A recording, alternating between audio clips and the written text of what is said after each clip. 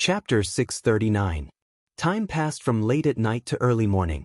The autumn rain turned into a rainstorm, sweeping the entire Beihai with a cool atmosphere. Beihai province was in the north. Strictly speaking, it was also a province without spring and autumn. After the cool summer passed and the rainstorm passed, the cold winter would come quietly. Just like Li Tianlan's journey from Qiushui to Shenzhou, through the wilderness and the sea, the cold temperature went all the way north. The snow would fall in the cold temperature. The entire Beihai province was covered with snowflakes, beautiful and holy. The rainstorm was accompanied by thunder, and the world was in chaos. The sky above Tongtian port was gloomy and black. The world seemed to be unchanged. Rain was everywhere, day and night, and there was almost no light. Li Tianlan never left Tongtian port. Nearly 200 elites from the purgatory of Heaven capital followed him out of Mount Hulu. As soon as they returned to the downtown area of Tongtian port, Li Tianlan directly booked the best hotel in Tongtian port. 187 people occupied 2 floors. In Beihai, it was midnight.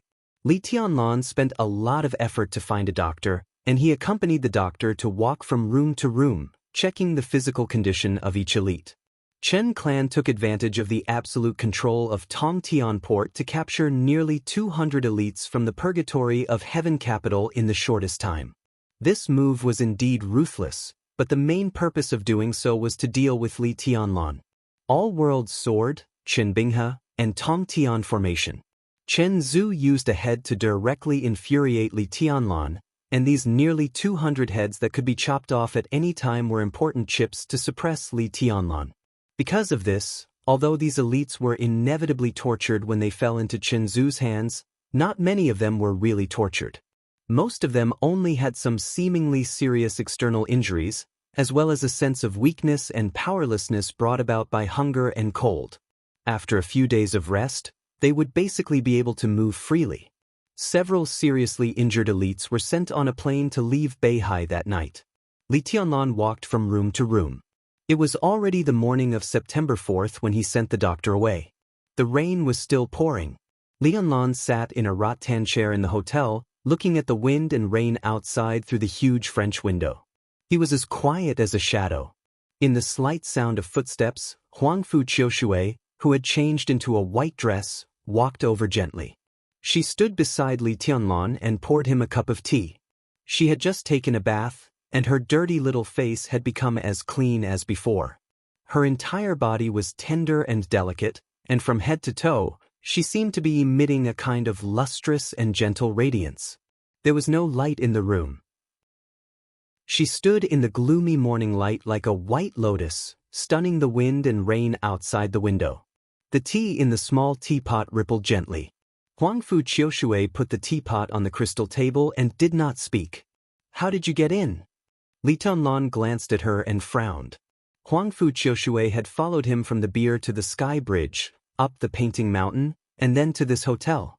Huangfu Qiushui didn't know what to do with Li Tianlan. Li Tianlan also didn't know why he let the girl follow him for so long.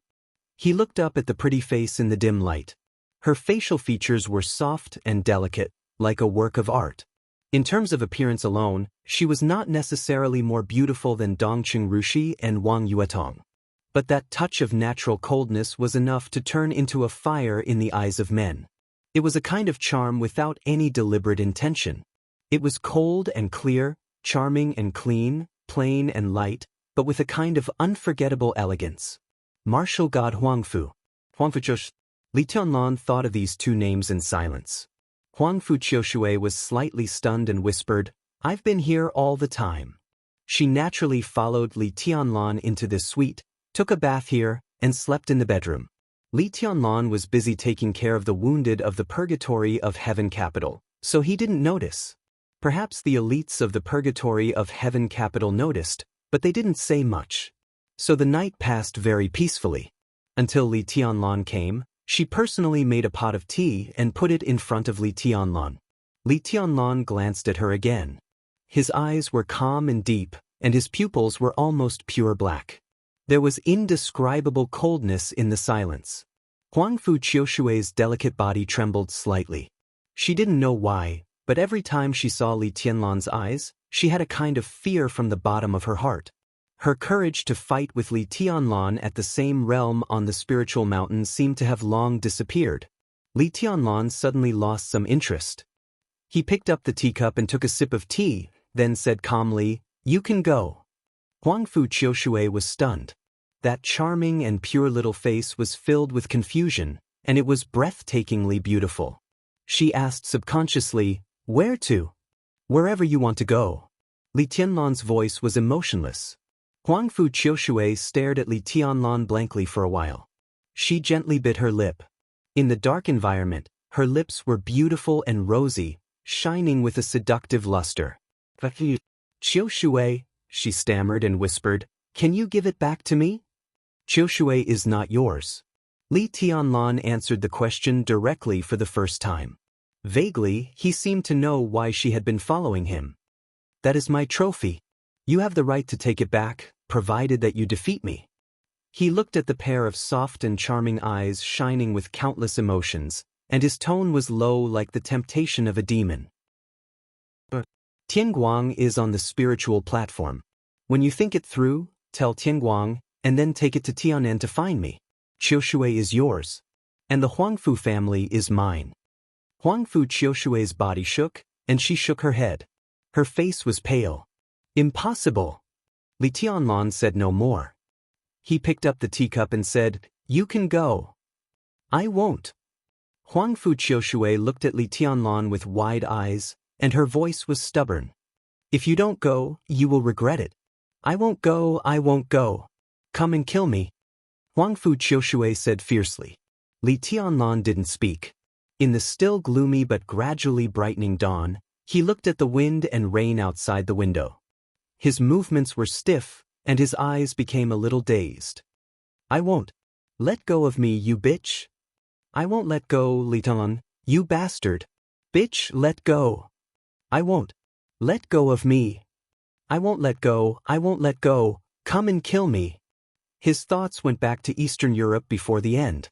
At this time, he suddenly remembered that when he first saw the master of Samsara Palace in Eastern Europe, in the hotel room, she seemed to be like him now, facing the window, guarding the tea, and watching the wind and rain outside the window. But what was she thinking at that moment? Li Tianlan held the teacup and sighed softly. He stretched out his hand and pointed to the bedroom door. Huangfu Qiushui stood there very disobediently. Instead of going back to the bedroom, she pulled out a chair and sat opposite Li Tianlan. She opened her eyes wide and stared at him. She was like a kitten who had suffered all kinds of grievances but still refused to give up and still insisted. Grievances couldn't be said in the world. It didn't make sense. Li Tianlan's eyes did not waver at all. She was a beauty, a stunning beauty in the world, and also an enemy. There was a slight knock on the door. Li Tianlan answered with a Huangfu Qiushui was about to get up and open the door, but the door had been pushed open. A middle-aged man with gray temples and an ordinary appearance walked into the room with a pot of wine. The middle-aged man was completely the kind of person who could be forgotten at a glance. He was so ordinary that there was nothing special or outstanding about him. He looked a little old and his breath was extremely weak, but he was unusually hearty and enthusiastic when he smiled. "Young master," he called softly. Li Tianlan, who didn't know what to think, looked back, got up at once and walked over. "Uncle Yi, you should rest more now." The middle-aged man's code name was Tian Yi, which was also his real name. Among the nearly 200 elites of the Purgatory of Heaven capital, he was one of the people Li Tianlan was most familiar with. In Li Tianlan's memory, Tian Yi disappeared from the Li family's camp less than 6 years ago. At present, his tombstone was still in the Li family's cemetery in Lonely Mountain, so Li Tianlan recognized him at first sight. "It's okay." Tian Yi smiled, put the wine pot on the table and sat down. He glanced at Huangfu Qiushui in surprise, but didn't say much. He just said softly, "I'm here to discuss something with you, young master." "Go ahead." Li Tianlan smiled and looked at the wine pot. "Uncle Yi, I haven't recovered from my injury. Let's drink tea today." Huangfu Qiushui stood up, took an empty cup, and was about to pour tea. Tian Yi waved his hand and said with a smile, No, I'm happy today, so I want a drink. He took the cup from Huangfu Qiushui's drawer and poured himself a full cup. Li Tianlan's mouth moved, but he didn't say anything. How is His Highness's injury? Tianyi took a sip of wine, was silent for a moment, and suddenly asked. Li Tianlan was stunned for a moment before he understood who Tianyi was talking about. He frowned slightly and shook his head. He is still in a coma. His injury is very serious, and his foundation is completely destroyed. But the immortality seal is a unique skill that can reshape the foundation. But at present, even if he can recover, it will take a long time to recuperate, and, he paused and said calmly, how can there be a unique skill that can really reshape the foundation? The immortality seal is also flawed. Even if it can be recovered, it will be difficult for him to return to the peak state when he was in Eastern Europe. Tianyi held the wine cup, and his eyes were a little complicated. During the trip to Eastern Europe, the Purgatory of Heaven capital had suffered heavy losses. Li Guangtu was seriously injured and in a coma. The Purgatory of Heaven capital had been in chaos to varying degrees. This was just an internal problem. In East Island, Jifeng Sword Raining School and Wuji Palace were also eyeing covetously. Li Guangtu's state and the future of the Purgatory of Heaven capital were almost inseparable. Actually, inside the Purgatory of Heaven capital, young master, you should. Tianyi took a deep breath and hesitated, as if it was difficult to speak. I know. Li Tianlan said calmly, he doesn't like me. He even wanted to kill me, right? Tianyi's face changed slightly. The Purgatory of Heaven capital is the Li family, but it belongs to him. But Uncle Yi, does the Purgatory of Heaven capital really belong to him? Li Tianlan asked. Tianyi smiled bitterly. How is that possible? There are many old guys in the Purgatory of Heaven capital like me who watched the young master grow up. How can they give up the young master? Li Tianlan nodded and poured himself a glass of wine. It's a good thing but also not a good thing. Tianyi sighed, nodded, and said nothing more. There were still forces supporting Li Tianlan in the Purgatory of Heaven capital, but the Purgatory of Heaven capital, which belonged to deity, obviously did not regard Li Tianlan as the successor of the Purgatory of Heaven capital. This was an irreconcilable contradiction. It was good because in the process of Li Tianlan controlling the Purgatory of Heaven capital in the future, there would be forces supporting him to help him. It was not good because the Li family, which had been down for a long time and had not really risen, could not afford the so-called civil strife. This was undoubtedly a thorny problem. It was impossible for him to give up the Purgatory of Heaven capital. And with Li Guangtu's stubbornness, he was destined not to compromise. Who wants to kill me? Li Tianlan asked suddenly. Tianyi was stunned. This sentence was extremely harsh, but it was also the truth. Most of the members of the Endless Forest Palace, Longevity Palace, and Undying Palace are loyal to His Highness. Tianyi said slowly. Dawn, Daybreak and Phoenix. Li Tianlan narrowed his eyes and nodded.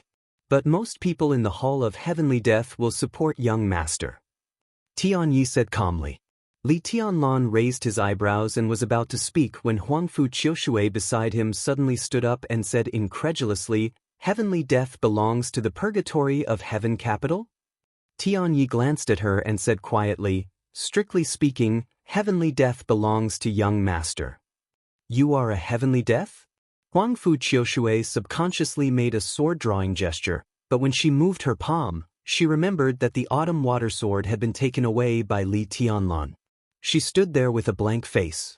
Tianyi keenly noticed Huangfu Qiushui's subconscious movement underwater and frowned slightly. What is Heavenly Death? Li Tianlan remained calm.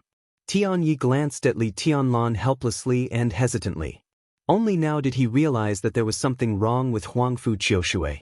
Huangfu Qiushui was extremely beautiful, while the young master was truly young and promising. He had thought that this beautiful girl was a little pet that the young master kept in his bed, but looking at her now, it was obvious that this was not the case. 15 years ago, the day before the Chen clan celebration, the Tongtian port was under martial law. The Chen clan captured nearly 300 spies from various superpowers in one day.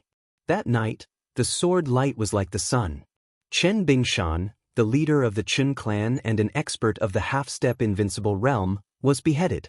6 experts of the thundershocking realm of the Chun clan were killed, and Mount Painting House was in chaos. 12 years ago, the Polar Ground Alliance found the ice marrow, which is an extremely important material for making the immortality potion. The Polar Ground Alliance was close to the water, so they collected all the ice marrow and made an agreement with the Wang family to exchange for the immortality potion. On the 3rd day after the news was leaked, the headquarters of the Polar Ground Alliance was ambushed. The ambush lasted for nearly 15 minutes. Someone fought to the death under the full attack of Tyrant. The ice marrow was completely plundered, and the Polar Ground Alliance suffered heavy casualties. 10 years ago, the Emperor of Heng State passed away. 2 assassins sneaked into the imperial palace of Heng State where experts gathered. 6 heirs to the throne were killed in one day. That's why the 6th prince, who still has no legitimate right to the throne, is born. 7 years ago, the cloud silk was found in South America. The Jiang family of South America and the Heroes Club fought. The Men in Black and the fantasy world entered South America together. At the most critical moment, all the cloud silk was stolen. Olsen, the vice president of the Heroes Club, who was responsible for guarding the cloud silk, was assassinated in the secret chamber. 7 years ago, the organization that had committed countless crimes in the past 10 years and never failed was exposed. The master of Samsara Palace took action in person. Both the military counselor of Saint were seriously injured. After a premeditated raid, the Samsara Palace seized the cloud silk, but they failed to stop the assassins. Huangfu Qiushui glanced at Li Tianlan. Later, the cloud silk became clothes, and the master of Samsara Palace gave the clothes to you. Li Tianlan listened quietly. Huangfu Qiushui's voice was clear and cold. It was very pleasant to hear. From then on, the Dark World knew the name of this mysterious organization, Heavenly Meteor. The fight with the Samsara Palace was the first and only failure of Heavenly Meteor. No one knew where the headquarters of Heavenly Meteor was or how many people they had. They didn't have a code. To the public, they only had one identity: Heavenly Meteor Warriors. They may not be the most famous killer group, but they are definitely the best hidden killer group. Killers were different from anyone in the Dark World. Even in the Dark World, an assassin needed to hide. The assassin who hid the best was the strongest assassin. For you, Tianyi narrowed his eyes tightly. He looked at Huangfu Qiushui like a tiger choosing its prey. She knew Heavenly Meteor and even knew what Heavenly Meteor had done. This kind of knowledge was definitely not as simple as a pet who only knew how to please a man in bed. Huangfu Qiushui. The girl looked at him with cold eyes. Are you a Heavenly Meteor warrior? The young martial god of the Huangfu family? Tianye's face gradually changed subtly. He subconsciously glanced at Li Tianlan. Li Tianlan shook his head. I'm fine. He pointed to the door of the bedroom and glanced at Huangfu Qiushui. Huangfu Qiushui was silent for a while, then turned around and walked into the bedroom obediently. Li Tianlan waved his hand, and an invisible sword intent enveloped them, completely isolating everything from the outside world. He stared at Tianyi. Heavenly Meteor? Tianyi was silent and finally smiled. It's the Heavenly Meteor she mentioned. He could fight with Tyrant and the master of Samsara Palace. He could retreat unscathed. What did this mean?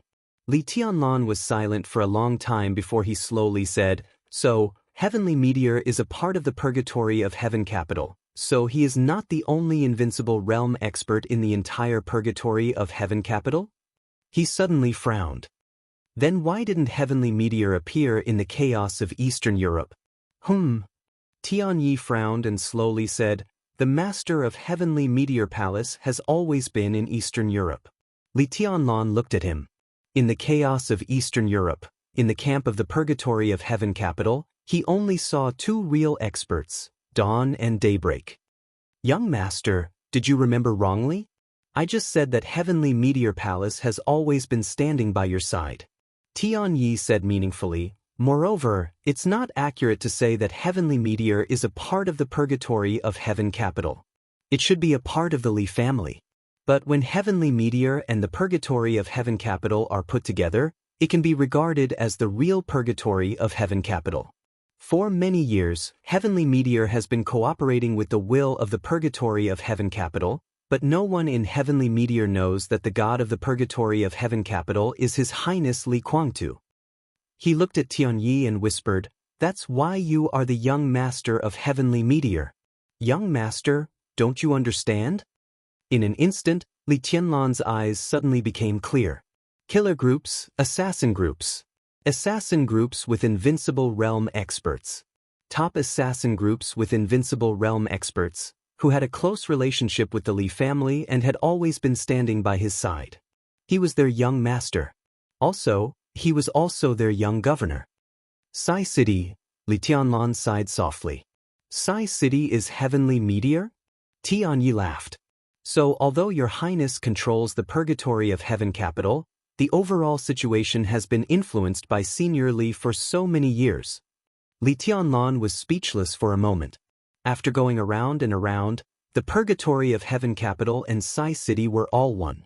But in the final analysis, it was the Purgatory of Heaven Capital that didn't recognize him, and it was Sai City that supported him. In fact, there was no change. "What about you?" Li Tianlan whispered. "Uncle Yi, are you also a Heavenly Meteor warrior?" "Young master, are you laughing at me?" Tianyi laughed. Li Tianlan coughed and did not speak. Tianyi's martial arts strength was actually very ordinary. He was in the fire-flaming realm, and he was not even at the peak of the fire-flaming realm. With such strength, it was impossible for him to enter the Heavenly Meteor Palace. In the sequence of the Purgatory of Heaven Capital, "I am a Tianluo." Tianyi said, "Heavenly Meteor." Tianluo. Heavenly Meteor was responsible for assassination. It was the sharpest sword. Tianluo is responsible for intelligence. Tianyi said slowly, "This time, the people who were captured by the Qin clan in Tongtian port are the backbone elites of Tianluo. Young master, our strength is actually very ordinary, but in the field of intelligence collection and analysis, we can be said to be real experts. Among the people you saved today, there are the top disguise masters, the top hackers, the most professional private detectives, the best disguise masters. If it wasn't for a mistake that caused our list to be exposed, the Chen clan wouldn't have been able to catch us." Tianyi paused and laughed. "But for now, although some colleagues were sacrificed, it is also a good thing. Including me, there are nearly 200 people here, which can be regarded as gifts from the Lord of Tianluo Temple to your highness." "Gifts?" Li Tianlan raised his eyebrows. Tianyi nodded. "We are not going back. I heard that young master wants to take root in Tiannan, so we will go there. Young master, in an intelligence organization, we can be regarded as the most important skeleton, the most important framework, and the development of intelligence will be very fast. If young master trusts us, we are willing to be your eyes and ears in Tiannan from now on." Li Tianlan was silent for a long time. The core skeleton of an intelligence organization, the top team of talents. He took a deep breath and laughed. "I couldn't ask for more." Tianyi laughed and raised his glass. "The Lord said that you will definitely like it." "Who is your Lord?" Li Tianlan suddenly asked. Tianyi paused and shook his head. "It's not convenient to reveal it now. When the right time comes, the Lord will appear in front of you." He hesitated and said softly, "Actually, you have seen him." "Well, you should have seen him." Li Tianlan glanced at him, and his eyes were full of persistence. In the past, he always felt that the so-called secrets often represented the past, and he only had a road ahead of him, so there was no need to deliberately pursue anything. But now, facts after facts told him that even the past was also extremely important. The affairs of the world were like a chess game. No one knew when and where a chess piece was placed, and there might be unexpected changes many years later in the future.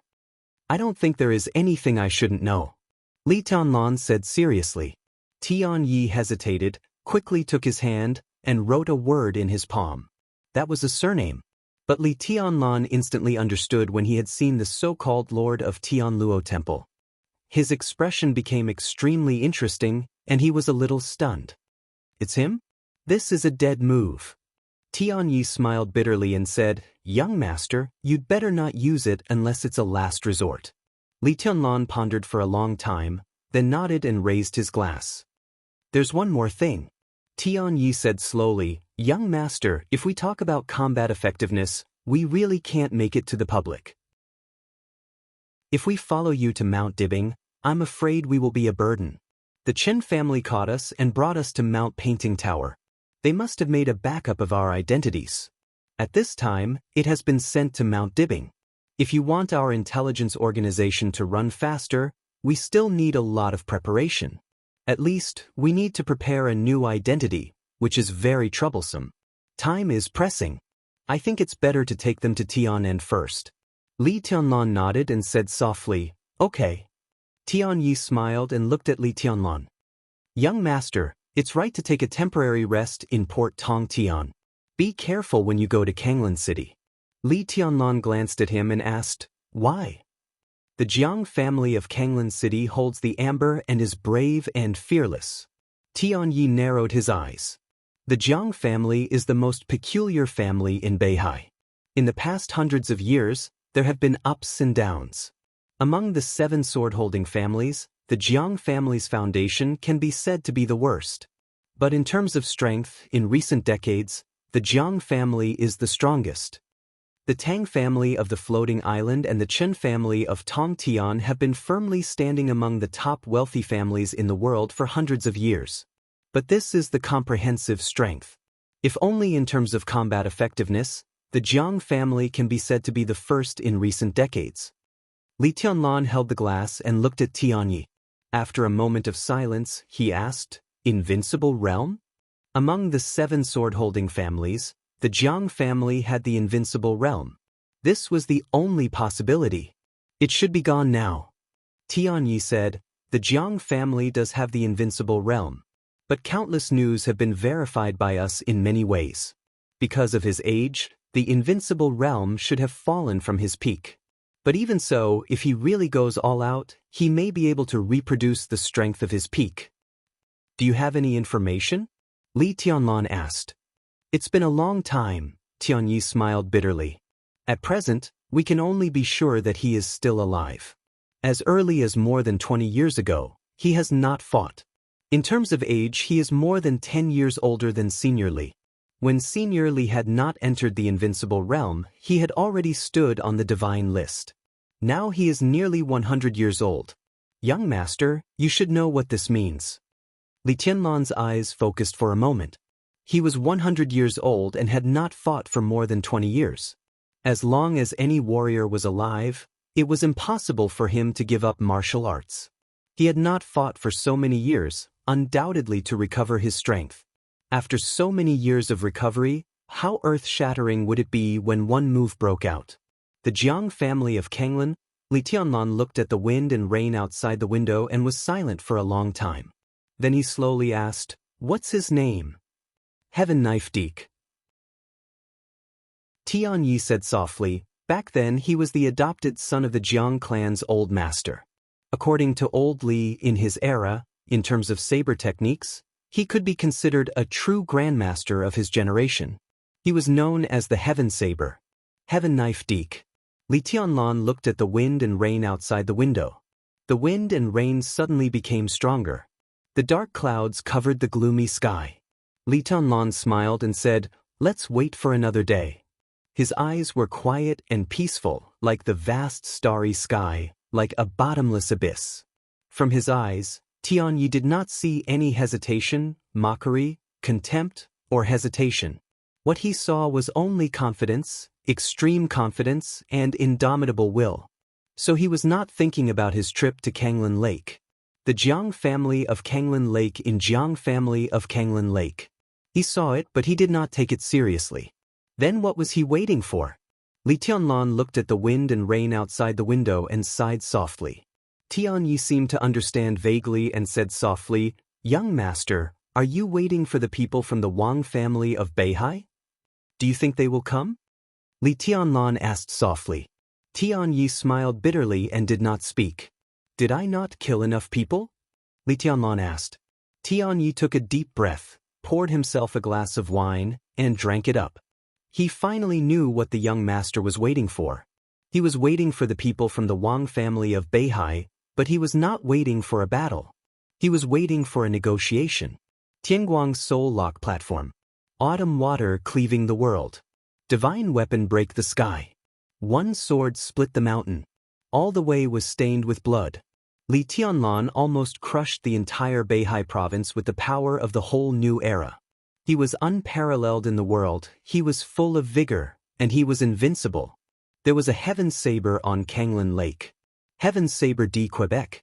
But no one thought that an invincible realm expert who was nearly 100 years old and had declined could stop the heavenly sun of the new era. As long as the Wang family of Beihai was not stupid, they naturally knew that they could not stop him. Li Tianlan was waiting for the Wang family of Beihai to compromise and bow their heads, for them to make concessions, and for them to take the initiative to negotiate. He waited calmly with the attitude of a winner. Waiting for another day was the opportunity he gave the entire Wang family of Beihai and the entire Mount Dibing. Such a negotiation was bound to be extremely harsh, but an opportunity was an opportunity after all. However, Tianyi looked at Li Tianlan with some doubts. His doubts turned into questions, and he asked directly. With the combat capability of young master today, you can completely sweep the entire Beihai province. Why wait for the so-called negotiation and give them the so-called opportunity? When young master comes to Mount Dibing, any so-called negotiation will be meaningless. And at that time, the other party will have no objection. Li Tianlan was silent for a long time. Then he left. It was light, but it contained countless emotions. I'm thinking of someone, he said softly. The doorbell rang while he was talking. Li Tianlan frowned and looked at Tianyi. The bedroom door was pulled open. Huangfu Qiushui, in a fluttering white dress, walked out and opened the door of the suite. Her voice almost became a little excited and surprised in an instant. She seemed to have more confidence and shouted happily, "Sister?" The sound of high-heeled shoes stepped across the floor and fell on the carpet silently. The person outside the door appeared in Li Tianlan's sight. Exquisite, noble, enchanting, and reserved. So beautiful and so sad. Li Tianlan looked at her quietly. Some people really couldn't think. Once he thought she might appear in front of him in the next second. Li Tianlan suddenly wanted to pour himself a glass of wine. But the wine pot in front of him was empty. And the wind and rain outside the window were heavy. He quietly looked at the woman in front of him and took a deep breath. That was Wang Yuetong. Chapter 640. Not all reunions after a long separation were beautiful. Some meetings were crueler than a long separation. It was quiet in the hotel room. Wang Yuetong stood in the living room. In the dark environment, her eyes were as cool as water, and she looked at Li Tianlan quietly. Her exquisite short hair was soft and tidy, and her beautiful and enchanting facial features were slightly powdered. Her close-fitting white professional suit was clean and elegant, and her slim high-heeled shoes were stepping on the soft carpet. She stood very straight, and the former immaturity and liveliness seemed to disappear from her. After being nourished by Li Tianlan, experiencing in Tiannan, and representing the East Emperor Palace in Zhongzhou State, the former little princess gradually matured and became a little woman. She was charming, elegant, cold, reserved, and dignified. She looked at Li Tianlan quietly, and her eyes, which were as cool as water, became gentle and a little strange. At this moment, Li Tianlan's mind was full of scenes related to Wang Yuetong. The rich and varied scenes flickered with different emotions. From the first meeting to the present reunion after a long separation. In a short and seemingly long time, he raised his hand. Wang Yuetong spoke. Her voice was quiet and soft. Her smile was impeccable, and her beauty was almost dazzling. But her words were like a blade, cutting the distance cruelly. The two ends of the living room, with her voice, were instantly far away as if they were separated by the end of the world. "Your Highness," she said softly, "long time no see." The corner of Li Tianlan's mouth moved. His figure was extremely stiff. In silence, he clenched his hands and put them back on the table. "Young master, I'll go back first." Tianyi sighed and stood up, his voice calm. Li Tianlan nodded. Tianyi walked out of the door. When passing by Wang Yuetong, she glanced at Huangfu Qiushui, who was surprised at first but now was at a loss. Huangfu Qiushui blinked, quietly stepped back for a distance, and then quietly slipped back into the bedroom. In the quiet and almost suffocating environment, Li Tianlan finally moved. He pulled out the chair beside him and said hoarsely, "Sit down." Wang Yuetong walked over gently. Her every move carried a kind of perfection cultivated from childhood to adulthood. She had a myriad of manners, as if she was born reserved and noble. Li Tianlan looked at her quietly and whispered, "When did you come to Beihai?" "Your Highness is wrong." Wang Yuetong did not sit next to Li Tianlan, but opposite him. She smiled slightly, but her eyes were trembling. "Beihai is my home. I came here to go home. I came back last night." "Yeah, go home," Li Tianlan muttered to himself. "Speak." Wang Yuetong looked at him tenderly and strangely. Li Tianlan lit a cigarette. In the lingering smoke, his silence seemed endless. "State your conditions." Wang Yuetong said softly, "You've stayed here for one night, which proves that we can negotiate. We'd like to hear your conditions." "Conditions?" Li Tianlan glanced at her. His voice was calm as well. The calmness of both sides fused together and became complicated. It turned into absolute love and reluctance. In the end, the silence turned into an emotion called heartlessness. "Beihai might be able to give you the explanation you want," Wang Yuetong said quietly. Li Tianlan laughed at himself. Of course, he had conditions. But he had never thought that this condition would be stated in front of Wang Yuetong. The cigarette slowly burned out. The messy sound of wind and rain filled the world. The chill of early autumn in Beihai seemed to permeate through the window. It was so cold that it made people desperate. Li Tianlan slowly put out the cigarette in the ashtray. "Hand over all the heads of the Devil Troop and the remaining 6 famous swords of Beihai Province. The Beihai Corps must publicly apologize to the Snowdance Corps." He still had many conditions. But these were the 3 most important ones. Wang Yuetong listened quietly. Her eyes became softer and softer, faintly shining. "Is there no other way?" She looked at Li Tianlan and asked softly. Li Tianlan did not hesitate. He shook his head slowly, very slowly, but very firmly. "Beihai will not agree to your conditions. This is beyond the bottom line of our compromise." Wang Yuetong's voice calmed down. It was so calm that there was no indifference or gentleness. Li Tianlan nodded and said, The negotiation was light and breezy. The interaction was light and breezy. The beginning was light and breezy. The end was light and breezy.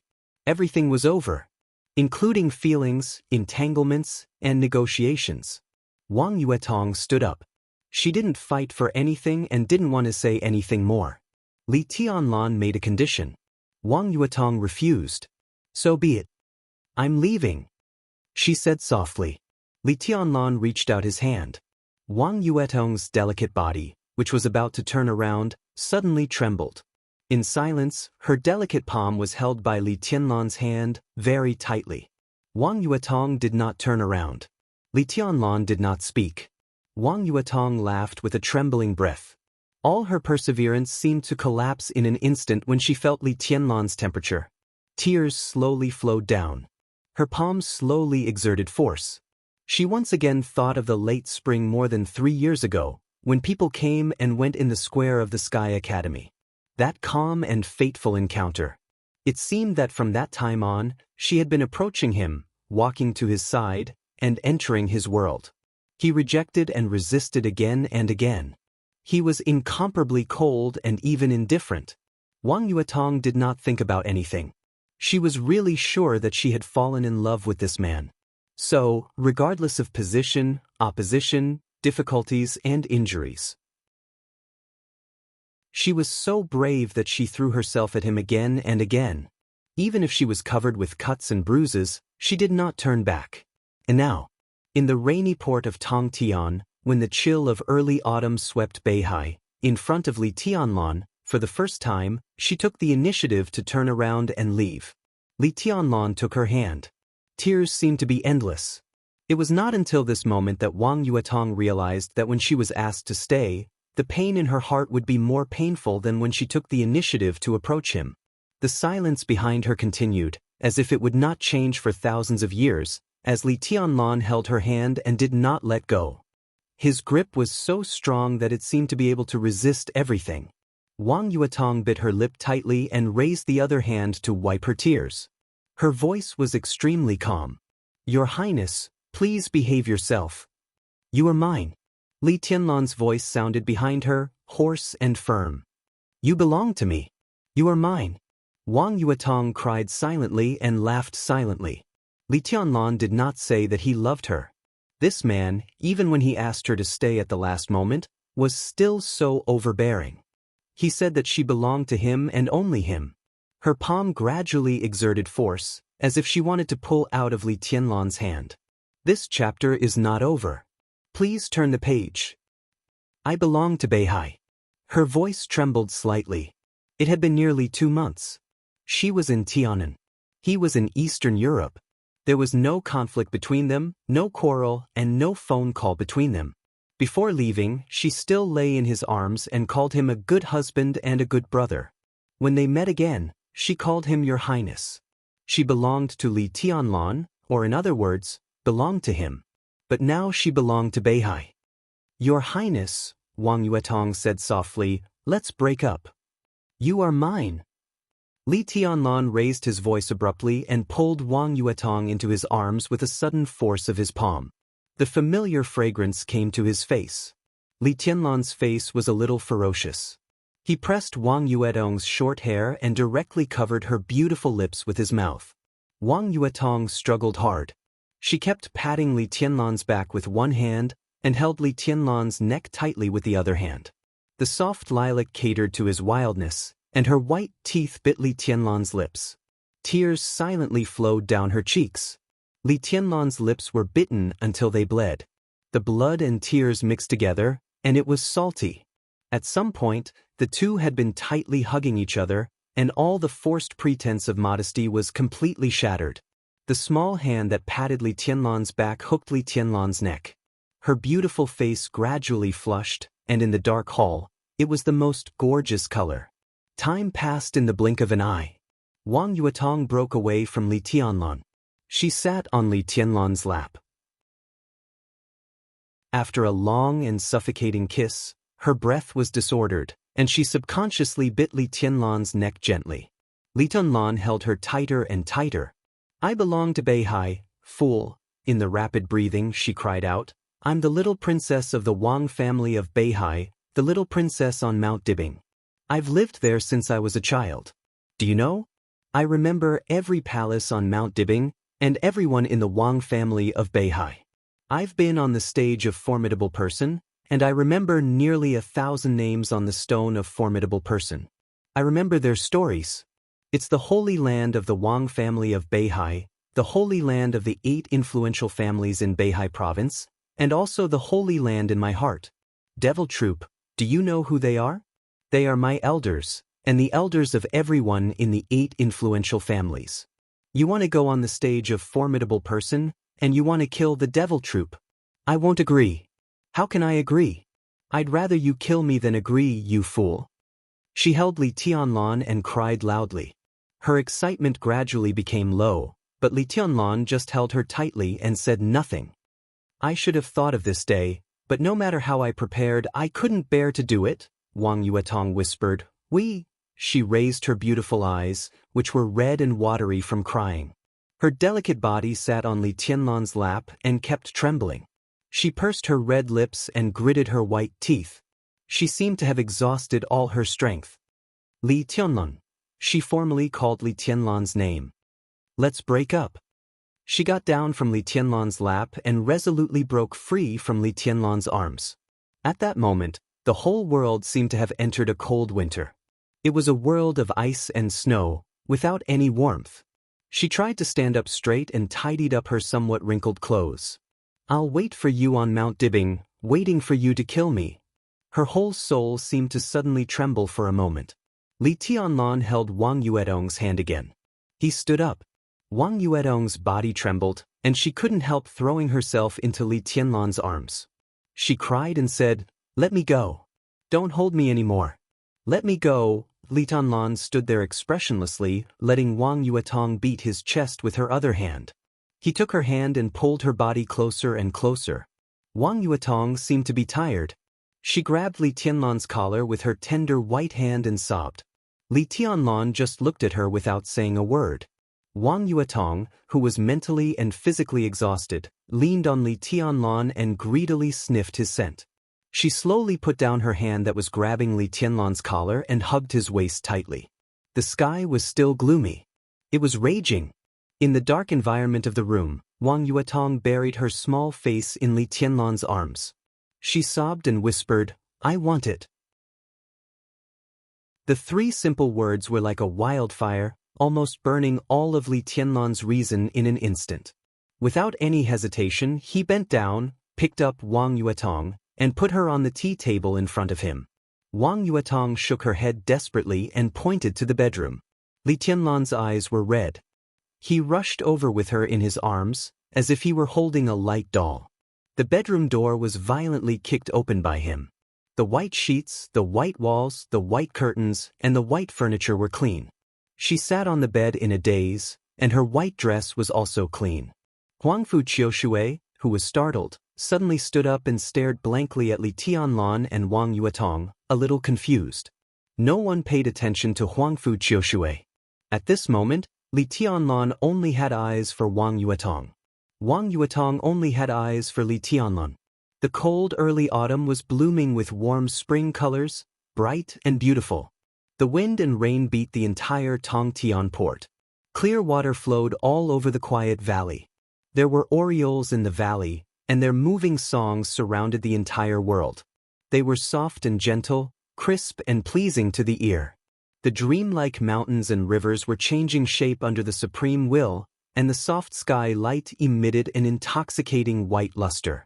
Time passed by. They lingered on. There was no grudge, no position. This was a fairyland, a paradise. The sky was always gloomy in the morning or at noon. The wind and rain were still falling. Wang Yuetong sat in front of the dresser beside the bed and tidied up her short hair. Her mood completely calmed down. She was no longer wild and delicate. She became calm, gentle, reserved, and noble. "I'm leaving." Her crisp voice, like that of a oriole, was slightly hoarse. Li Tianlan raised his hand as if he wanted to grasp something. In silence, he slowly put down his raised hand. There seemed to be a lingering, ambiguous atmosphere in the air. Wang Yuetong tidied up her clothes and looked at the corner. Her blushing face flashed a touch of unnaturalness. She forced herself to calm down and said, "Let's go together?" Huangfu Qiushui curled up in the corner. Her cold and charming face was as red as blood. Her slender legs were closed together, trembling slightly. Her disordered breath caused her plump chest to rise and fall gently. She seemed to be completely immersed in her own world. Hearing Wang Yuetong's voice, she slowly raised her head and looked at Wang Yuetong. Her hazy and charming eyes were full of an incredible look. Wang Yuetong coughed and walked to Huangfu Qiushui in high heels. Her slender heels stepped on the carpet, light and soft, as if she were walking in the clouds. She reached out to Huangfu Qiushui. Huangfu Qiushui shook her head, her face getting redder. Her legs seemed to be softer and weaker than Wang Yuetong's, without any strength. No one knew what this 17-year-old martial god had experienced this morning. Wang Yu, this chapter is not over. Please turn the page. Wang Yuetong seemed to be ashamed, her eyes wandering. For the first time, there was a touch of embarrassment in Li Tianlan's eyes. He wanted a suite with more than one bedroom. But he and Wang Yuetong broke into Huangfu Qiushui's bedroom. There was no reason. Because it was close. Just because it was close and convenient enough. He and Wang Yuetong were in this almost pure white room. No one noticed Huangfu Qiushui, who was also in a white dress. What was even more bizarre was that Huangfu Qiushui had not left. She sat in the corner and witnessed everything from beginning to end. He silently lit a cigarette, took a deep breath, looked at Huangfu Qiushui, and said lightly, "You go." Huangfu Qiushui looked at Li Tianlan in a daze. Her eyes were dazed and blurred. The previous coldness had completely disappeared, and her eyes were full of strange emotions. Not long ago, in this room, she saw with her own eyes Li Tianlan's power in another field. In that state, Li Tianlan was completely like a lion, while Sister Yuedong's fair and tender body was like a little lamb that had no ability to resist. The little lamb was constantly being bitten by the lion, struggling, resisting, begging for mercy, and fawning. No matter what she did, she could not resist the lion's power. The most real scenes hit her heart without any concealment. Somehow, at that moment, Huangfu Qiushui's mind was filled with the image of Li Tianlan splitting the mountain with a sword of the 13-story building level. This man, she could not describe her inner feelings at all. At some point, she felt that she had become Sister Yuetong, the little lamb, trembling under the lion's claws and teeth, delicate and pitiful. She slowly lowered her head. Her legs were still weak. Her face flushed, she shook her head and whispered, "I'll go back by myself. I want to take a bath." Wang Yuetong blushed slightly and turned to look at Li Tianlan. Li Tianlan quietly looked at the drifting smoke in front of him. There would be no more accidents. Out of this door, what should go would go, and what should move forward would continue to move forward. Wang Yuetong went into the bathroom to wash her face and whispered, "I'm leaving." Li Tianlan stood up and saw Wang Yuetong out of the suite and into the elevator. In the indescribable silence, the two stood close to each other. They used to be intimate. Just now, they were also intimate. But at this moment, the extremely close distance was like a chasm, completely separating the two. It was still raining in the hotel. The hotel owner stood respectfully in the hall for a long time. Seeing Wang Yuetong come out, he trotted to the front desk and took an umbrella. It seemed that he wanted to hold the umbrella for Wang Yuetong himself. Wang Yuetong shook her head, reached out to take the umbrella, and said thank you. In fact, there was no need for an umbrella at all. In the falling wind and rain, in front of the gate of the hotel, a pure black Rolls-Royce was quietly parked there, and 2 rows of bodyguards in black stood there quietly.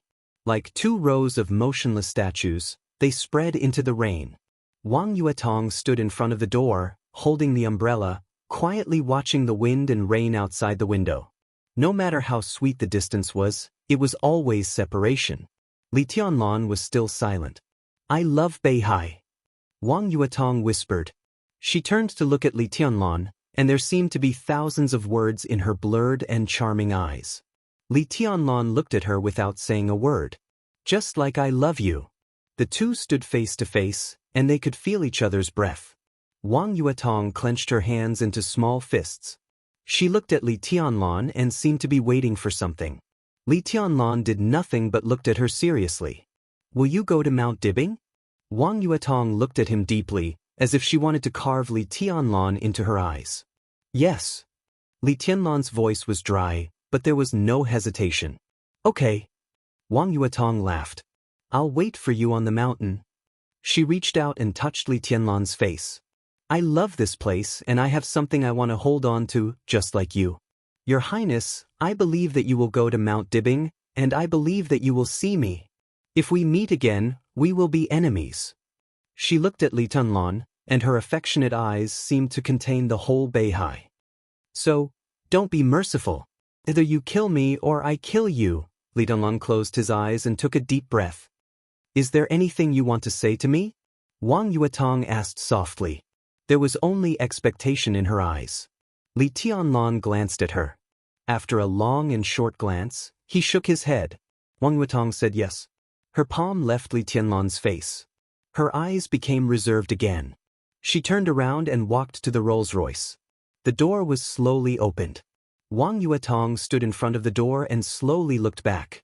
In her sight, Li Tianlan stood there, expressionless and frighteningly quiet. Wang Yuetong walked into the car. The Rolls-Royce started slowly. When the huge motorcade was about to leave the hotel, Wang Yuetong suddenly said, "Stop the car." The car stopped and the door was opened. Wang Yuetong pushed the door hard and looked back at the hotel again through the wind and rain. Li Tianlan was still standing in front of the hotel. He didn't move, but he didn't ask her to stay. Under the wind and rain, Wang Yuetong's eyes almost turned red from crying. As if she had no reluctance to leave, she turned around and got in the car. The motorcade left in a mighty manner and didn't stop. Li Tunlan watched all this quietly until Tianyi came over again and stood beside him. "Young master," his voice was hesitant, "I think, if you don't let her go in the end, she will stay." After a pause, his voice became clearer. "Even if she has to bear everything." Because in the last parting, her silence and the 2 times she looked back seemed to be waiting for something. Li Tunlan was silent for a long time before he whispered, "I know." He knew, but he couldn't bear to. He could not bear to let her carry all the things that she should not carry. Just like Wang Yuetong, she also knew that as long as she opened her mouth, Li Tianlan might also stop at Port Tongtian and return to Zhongzhou State with all his grievances and grievances. But she couldn't bear to. Therefore, he remained silent and did not persuade her to stay. She remained silent and did not ask him to turn back. It was all because he couldn't bear to. She stayed in the North Sea. He is God's soldier's mountain. It was because of their respective standpoints, but it was obvious that neither side wanted the other to bear any burden or suffer any grievances. Therefore, they respected each other's choice to the greatest extent. Even if such a choice was heartbreaking, Li Tianlan did not blame Wang Yuetong. She was still his woman. Wang Yuetong did not blame Li Tianlan. He was still her man. The wind and rain fell. The cold autumn air was like a knife, bringing with it the cruelest things in the world, mercilessly cutting apart the most tender moments. He slowly turned around. He did not blame the world for not being beautiful. He could only blame the vicissitudes of life. End of chapter. Bookmark for easier reading. Chapter 641. The rain was getting heavier and heavier, and the world seemed to shrink in the wind and rain. As his field of vision stretched forward, the hazy rain and mist slowly spread, and only the scene a few meters in front of him was still clear. The black Rolls-Royce had gradually disappeared in the wind and rain. Li Tunlan stood in front of the hotel and was silent for a long time. The faint light from the sky gradually dimmed. The light in front of the hotel lit up. After a day of heavy rain, his bare feet stepped on the ground, and endless chill enveloped him. He stood silently, as if he had become a statue. The wind at night was getting stronger. After standing for a whole afternoon, Li Tianlan finally turned around and walked back to the hotel. The light in the room was still off. In the dark environment, Huangfu Qiushui sat quietly in the position where Li Tianlan had sat in the morning, looking out the window at the night rain. She looked extremely focused. She seemed to be in a trance, and the sound of Li Tianlan coming in was completely ignored by her. Li Tianlan ignored her. He took 2 wine bottles from the wine cabinet, walked over, and slowly sat opposite Huangfu Qiushui. The sound of the wine bottles hitting the crystal table woke Huangfu Qiushui up. She subconsciously bounced up from her seat and opened her mouth. Li Tianlan looked up at her. Darkness surrounded her white dress. In the light of the night, her skin was so white and tender that it almost glowed. Her long eyelashes blinked, and a pair of infinitely charming eyes looked at Li Tianlan, unusually bright. Her mouth was small, and the corners of her beautiful lips gently opened and closed. There was endless charm in the luster. Li Tianlan withdrew his gaze, poured himself a glass of wine, and drank it up. There were no dishes to go with the wine. In the cold autumn night, he was accompanied by a stunning beauty and a violent wind and rain. The sound of rain roared through the whole city. The lightning tore the night sky, and the vast white flashed for a moment. Li Tianlan, who was leaning against the chair, was illuminated by the pale lightning. He held a wine glass in one hand and looked out of the window, his face calm and almost numb. Huangfu Qiushui's heart seemed to tremble. The emotion at that moment turned into a kind of power called impulse. She gently took 2 steps forward, pulled out the chair beside Li Tianlan, and sat beside him. Very, very close. Her voice trembled slightly. "I'll drink with you." Li Tianlan looked at Huangfu Qiushui quietly. The distance between the 2 of them was too close. He could clearly feel the fragrance on the girl's body and her slightly shaky breathing. He could even hear the girl's intense heartbeat. Huangfu Qiushui looked at Li Tianlan nervously. She didn't know why she did it. But at this moment she just wanted to do it. Li Tianlan did not let go of the bottle. He looked at Huangfu Qiushui expressionlessly and raised his hand to point to the opposite side. His silent movement brought with it an invisible force. Huangfu Qiushui's body stiffened for a moment, and a faint grievance drowned her like a tide. She stood up in a daze and sat in the seat furthest away from him as Li Tianlan pointed at. Li Tianlan continued drinking. The bottle was empty. Li Tianlan waved his hands. The sword qi blew up the wine cabinet. Bottles of wine that had been kept in the hotel for a long time flew over, and then disappeared one after another. Li Tianlan's eyes grew brighter and brighter, and he drank faster and faster, just like the heavy rain outside the window that blocked the light. The light in the room grew darker, and it was silent. Huangfu Qiushui sat opposite him and watched him drink quietly. She was silent for a long time before she whispered, "You love Sister Yuetong very much, don't you?" Li Tianlan looked at her quietly. The 17-year-old girl was persistent and focused when she was serious, and even a little pious. Li Tianlan laughed. He didn't know why he laughed, but he just wanted to laugh. "I don't know."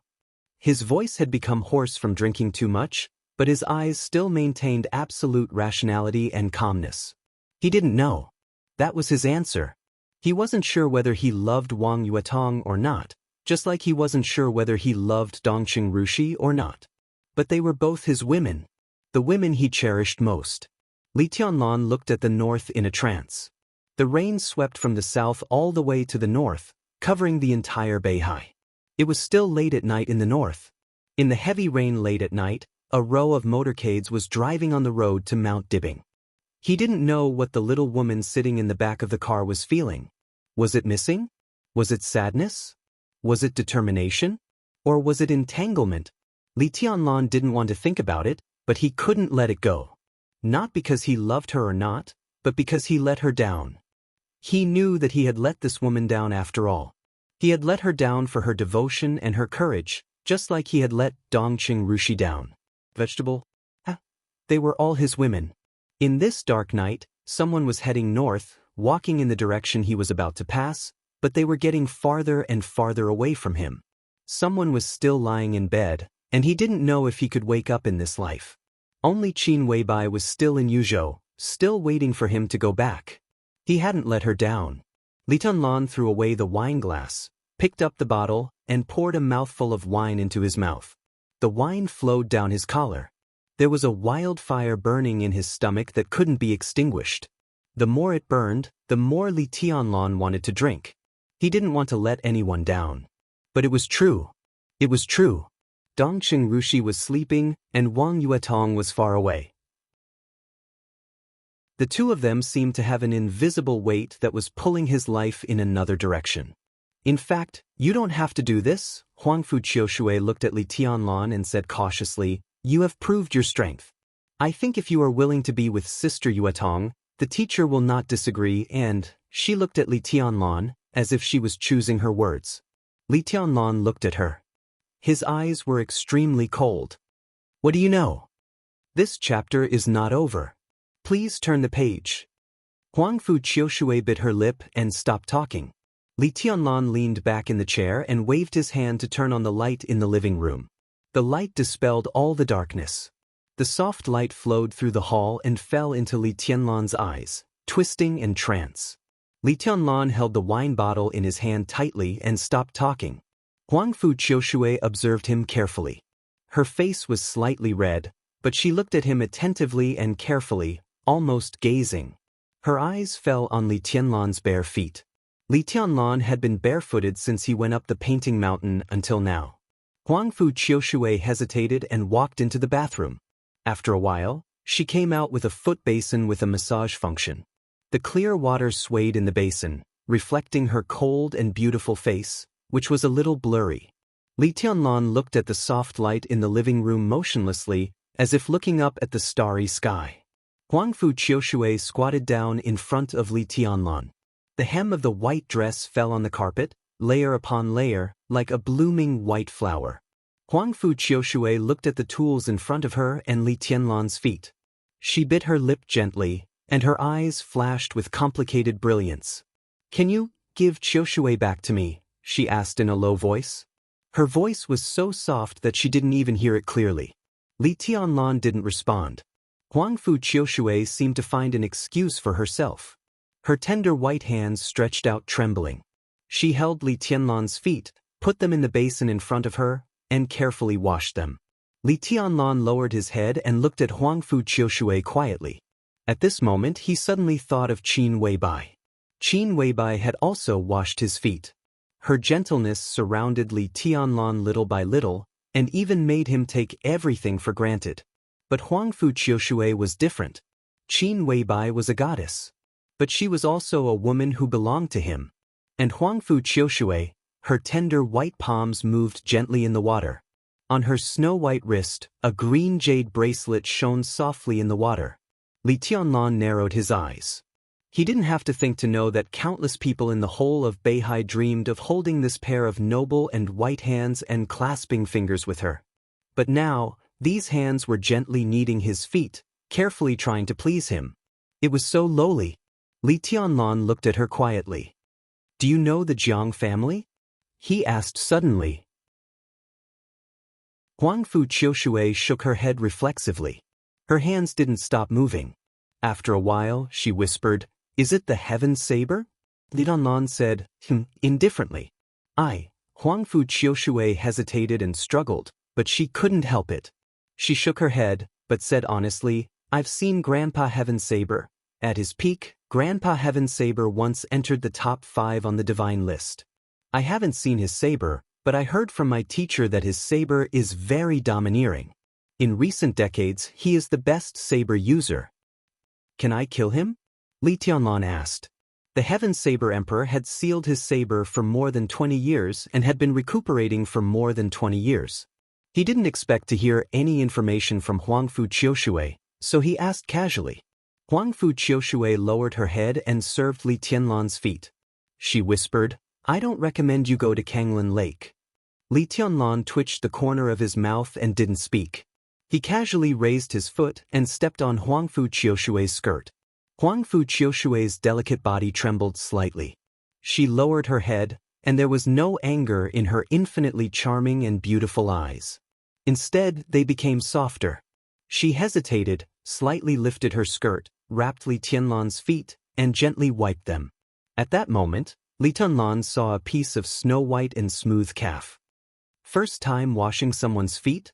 Li Tianlan asked carelessly. Huangfu Qiushui's small hands shook. She raised her head and looked into Li Tianlan's eyes. She whispered, "Yes." Her hands could be said to be the noblest hands in Beihai province. She was the student of summer solstice, the inviolable goddess in the eyes of countless peers in Beihai, the young martial god of the Huangfu family, and the future sword-bearer of Qiushui. How could such a pair of hands be used to wash a man's feet? It was a complete blasphemy. Li Tianlan laughed. He breathed out the smell of alcohol, but his eyes were extremely cold and playful. He lifted his feet along the soft hem of her dress, lifted Huangfu Qiushui's chin, and touched her face with his toes. Her face was extremely soft and delicate, almost fragile. "I'm so honored." His feet rubbed Huangfu Qiushui's face. He said lightly, "Why?" "Qiushui, to give me back." Huangfu Qiushui's breathing became completely chaotic. Li Tianlan's feet slid gently on her face. This was a scene that could completely make all the teenagers in Beihai province lose their minds. Huangfu Qiushui's eyes were a little humiliated. Her face was red, but she looked into Li Tianlan's eyes bravely. Her eyes were cold, with humiliation and complexity, but also entangled with an incomparably clear desire. She did not know why she was like this. She was not Wang Yuetong. So Huangfu Qiushui could be sure that she did not fall in love with Li Tianlan. But what she had been exposed to the most in her life was swordsmanship. The most perfect swordsmanship had an almost fatal attraction in her eyes. Li Tianlan was young enough, strong enough, and strong enough. He broke into her world with the most perfect posture and took away Qiushui, which was equivalent to taking away everything from her. On the Lingtai mountain, She looked at the Tianguang Spirit Lock platform. On the painting Lu Mountain, she watched him split the mountain with a sword, and Qiushui cut the world. Strong, domineering, and indifferent. Invincible and invincible. He was the heavenly son and the perfect figure that Huangfu Qiushui had dreamed of countless times. This had nothing to do with love. It was just the purest admiration, or it could be said to be infatuation. Countless feelings. This chapter is not over. Please turn the page. Her emotions had been rising and falling in her heart. She still remembered that Li Tianlan was an enemy, but she also remembered that she saw Li Tianlan as perfect. And then, just today, this morning in the bedroom next to this suite, her favorite sister was thrown on the bed by him, and the two of them were entangled with each other, completely ignoring her existence. That was a scene that Huangfu Qiushui had never imagined. Li Tianlan was like the strongest lion, gnawing on the white sheep under him, the prey that the conqueror could see. She heard Wang Yuetong screaming, begging for mercy, provoking, and then conquering again and again, crazy and happy. Those scenes almost completely destroyed Huangfu Qiushui's reason. For the whole day, she was in a trance. She thought of Li Tianlan's sword light and Li Tianlan's almost barbaric biting. The scenes kept changing. It turned out that even enemies could hug together and fight on another battlefield. She didn't love Li Tianlan, but at this moment, his feet were mercilessly desecrating her face. The desire in her heart suddenly magnified 1,000 times. She thought of the scene she saw, and her body seemed to be on fire. She really hoped that she was Li Tianlan at that time and was conquered by him again and again, tonight, now, or anything else. She looked at Li Tianlan's eyes intently. At this time, Li Tianlan could do anything to her. She might resist, but she would not refuse. Because of desire. She longed for his strength to destroy everything about her, to make her fall once, or for a lifetime. Li Tianlan played with her face. After a long time, he slowly put down his feet and said lightly, "I'm not interested in little girls." He pointed to the tools on the ground. Huangfu Qiushui bit her lip hard, slowly picked up the basin and walked into the bathroom. She hid in the bathroom for a long time, washed her face with cold water, and slowly walked out. All the wine bottles on the table were empty. Li Tianlan sat in the chair and slowly fell asleep. Huangfu Qiushui hesitated to wake him up, but stood behind him. "Can you give Qiushui back to me?" She murmured something under her breath. Li Tianlan didn't wake up. Huangfu Qiushui seemed to have put down the burden and reached out to gently knead Li Tianlan's shoulder. The messy wind and rain gradually subsided. Huangfu Qiushui turned off the light. In the dark environment, the sound of rain occupied the whole world. Huangfu Qiushui slowly kneaded Li Tianlan's shoulder, seriously as if she was practicing swordsmanship. A little sword intent rose and fell with Li Tianlan's breathing. He seemed to be sleeping, but also meditating. The perfect sword intent hovered around his body almost all the time. In this way, Li Tianlan was getting stronger almost all the time. Huangfu Qiushui felt the sword light. She was shocked, but more than that, she couldn't extricate herself. She didn't tell Li Tianlan that from the very beginning, she could understand the 13 floors, which represented the supreme achievement of the Chosen One. Although she couldn't understand all of the sword formation. But if he could understand it, he could understand it. From darkness to dawn. The sky broke, and the morning sun was slightly cold. Nearly 200 elites belonging to Tianluo gathered in Tianyi. He walked into the room and saw Huangfu Qiushui, who was kneading Li Tianlan's shoulder. He smiled and gestured for her to leave. Huangfu Qiushui hesitated and pointed at Li Tianlan. Tianyi shook his head with a smile and walked out quietly.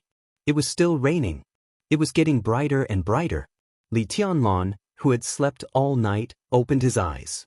The gentle kneading on his shoulder continued, and the fragrance of the girl was extremely gentle. Li Tianlan was silent for a while, reached out and patted the small hand on his shoulder, and said flatly, "Qiushui won't return it to you." Huangfu Qiushui said, "Oh," obediently, but her hands didn't stop. She just whispered, "They all left an hour ago." Li Tianlan froze, looking at the wind and rain outside the window. After a moment of silence, he said, His voice was calm. and his eyes were calm. Everything yesterday seemed to be completely in the past. In front of him was a new day in Beihai. His journey would eventually continue. Let's trigger. His eyes looked to the north. That was the direction of Kanglin City. Kanglin Lake in Kanglin City. The Jiang family of Beihai held the amber, loyal, and brave. The dark clouds drifted north with the wind. Li Tianlan's breath grew quieter. You, Huangfu Qiushui asked in a low voice, what are you thinking about? I'm thinking about the past. Li Tianlan said softly. The past? Huangfu Qiushui blinked her eyes in confusion. There is no past. Li Tianlan said slowly. His past was not good. Dongcheng Rushi belonged to the past, and now she was lying in bed. The master of Samsara Palace belonged to the past, but now she had fallen. Situ Tsangyue and Tribulation also belonged to the past, but now they were all seriously injured. The Li family also belonged to the past, but now they were all in the purgatory of Heaven Capital. Wang Yuetong belonged to the past, but in yesterday's silence, they had gradually drifted away. There was no past and there was no meaning. I'm thinking about the future, Li Tianlan said calmly. Without the past, he stood in the present and could only think about the future. Are you thinking about His Majesty Sword Emperor? Huangfu Qiushui whispered. If His Majesty returns to Beihai and knows what you have done, then, whether he is in Beihai or not, or whether he returns to Beihai, when he comes back, he should know. Li Tianlan said softly, the Li family is still the Li family. Li Tianlan is still Li Tianlan. This was his future, calm and fearless. In Huangfu Qiushui's strange silence, he slowly stood up. Let's go. The wind passed Beihai, and the clouds passed Kanglin. Forget the past, not afraid of the future. End of this chapter. Bookmark for easy reading. Chapter 642. 3,000 miles of Kanglin River flowed into Beihai. Kanglin River was one of the most important waters in Beihai province. It was connected to Beihai. The sound of water surged all day long, vast and spectacular. The continuous autumn water fell from the sky into the river. Large ripples surged rapidly with the flowing water. Li Tianlan stood on the bank of the river, looking at the mainland on the other side of the river through the large water, thinking for a long time. The mainland on the other side was still Beihai province. After crossing Qiushui, Tongtian, and Kanglin, Li Tianlan had walked through half of Beihai province. Kanglin River was the most important dividing line between the north and the south of Beihai province. After crossing this river and going all the way north, he would reach Mount Dibing, which also meant that he had officially broken through half of Beihai province. The premise of all this was that he needed to suppress the island in the center of the river. The quiet and elegant island floated in the center of the river. The island was surrounded by water waves, but because the water was high, it was connected to Kanglin River. Although it was connected to the Zhonglan River, they were not compatible. Amidst the surging river, the surface of the water remained strangely calm due to the flow of the water. This was Kanglin Lake. The lake in the river. The headquarters of the Jiang family of Beihai was built on the island in the center of Kanglin Lake, in the middle of the whole Beihai province. Li Tianlan looked at the island in the lake quietly. He looked at the city on the other side of the river. I heard that this used to be a sea? Li Tianlan suddenly asked. It's different. Huangfu Qiushui said quietly. According to the historical data of Beihai province, this place used to be much wider than it is now. At that time, the land under our feet didn't belong to Beihai. East Island voluntarily ceded the land under our feet. The Wang family built Qiushui, Tongtian, and Kanglin cities here, and then began to fill in the sea, narrowing the distance between the two lands. To some extent, it was an expansion of the land of Beihai. Finally, the Wang family built an island in the center. In fact, it can still be regarded as a sea, but in the words of Beihai, it became Kanglin River. Kanglin, Qiushui, Tongtan. The Huangfu family was in the northernmost part of Beihai. They had many famous generals and were vigilant against East Island.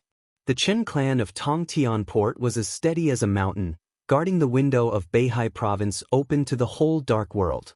The Azure Billow Jiang clan wasn't located in Azure Billow City, but in the center of the North Sea province on the Azure Billow River, forming the most important passageway between the north and south.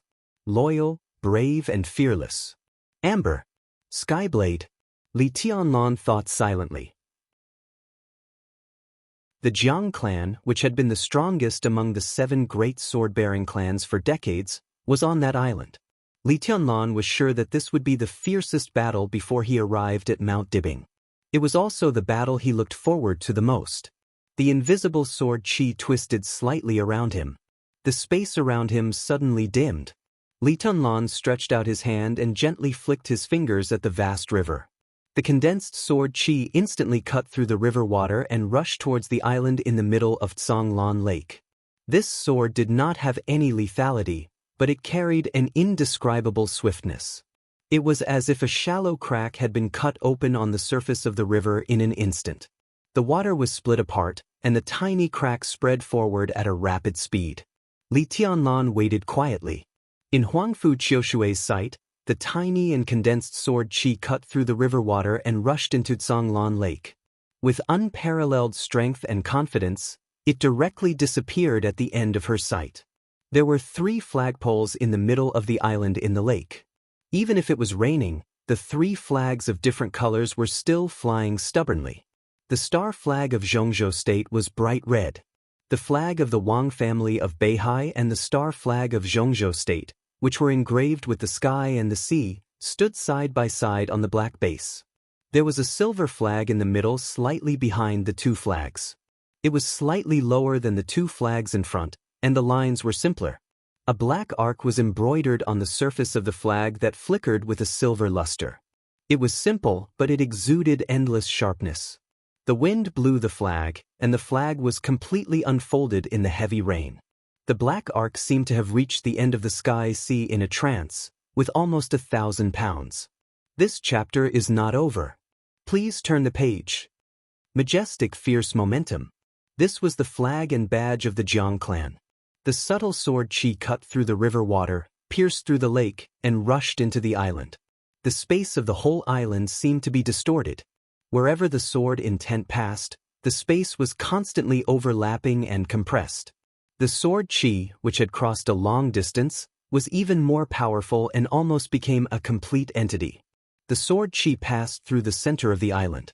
The flags of the Wang family and Zhongzhou State were still fluttering. The silver light drifted down in the air and slowly fell to the ground. Silently, the flagpole hanging the Jiang clan's flag was completely broken. The silver flag fell in the rain and was stained with dirt. The dirt was extremely obvious. It was unknown how many people on the island saw this scene, but no one spoke and no one did anything. Everyone in the Jiang clan seemed to have sunk into an indescribable silence, not saying a word. There was a hill behind the 3 flagpoles in the center of the island. There was a pavilion on the hill. This was the place with the best view in the entire headquarters of the Jiang family. The Tsanglan River was rushing under the feet, and the vast Beihai was endless. On the left and right sides were Kanglin City and Queen City. Sitting in the center of the pavilion and looking up, one could see the grandeur everywhere. The old man was playing chess in the center of the pavilion, and his chess pieces were placed gently. The sword chi entered the headquarters of the Jiang family in the middle of the game. The old man raised his eyebrows and put down a chess piece casually. In the next second, the flag of the Jiang family fell. Young and vigorous. The old man's expression was calm as usual, and there seemed to be a little smile on his face. But such sword chi, such sword intent at such a young age, it's really something to be proud of. The flagpole in front of the pavilion fell to the ground. The incomparably real sword intent was still shining. The light was not dazzling, but it tore the surrounding air vaguely. A void seemed to suddenly appear under the gloomy sky. The void rotated slightly. The real sword energy gradually became illusory. An extremely delicate small sword stayed where the flagpole was before it fell. The sword vibrated slightly in the air, constantly changing its shape. It grew longer and longer, and it became more and more blurry. It was indeed a sword. It seemed to be real and illusory at the same time. It hovered in the air, and everything around it, including the sword, seemed to be transparent.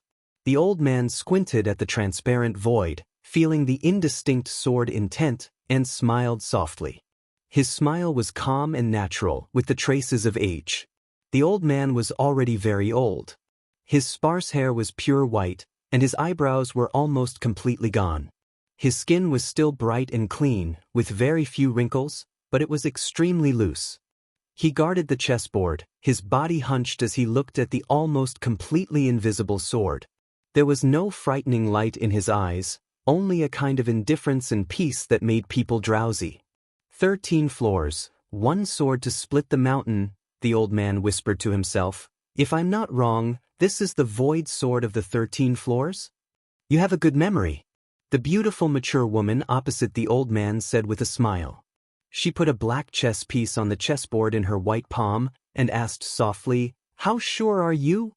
"I'm old and I don't have any confidence at all."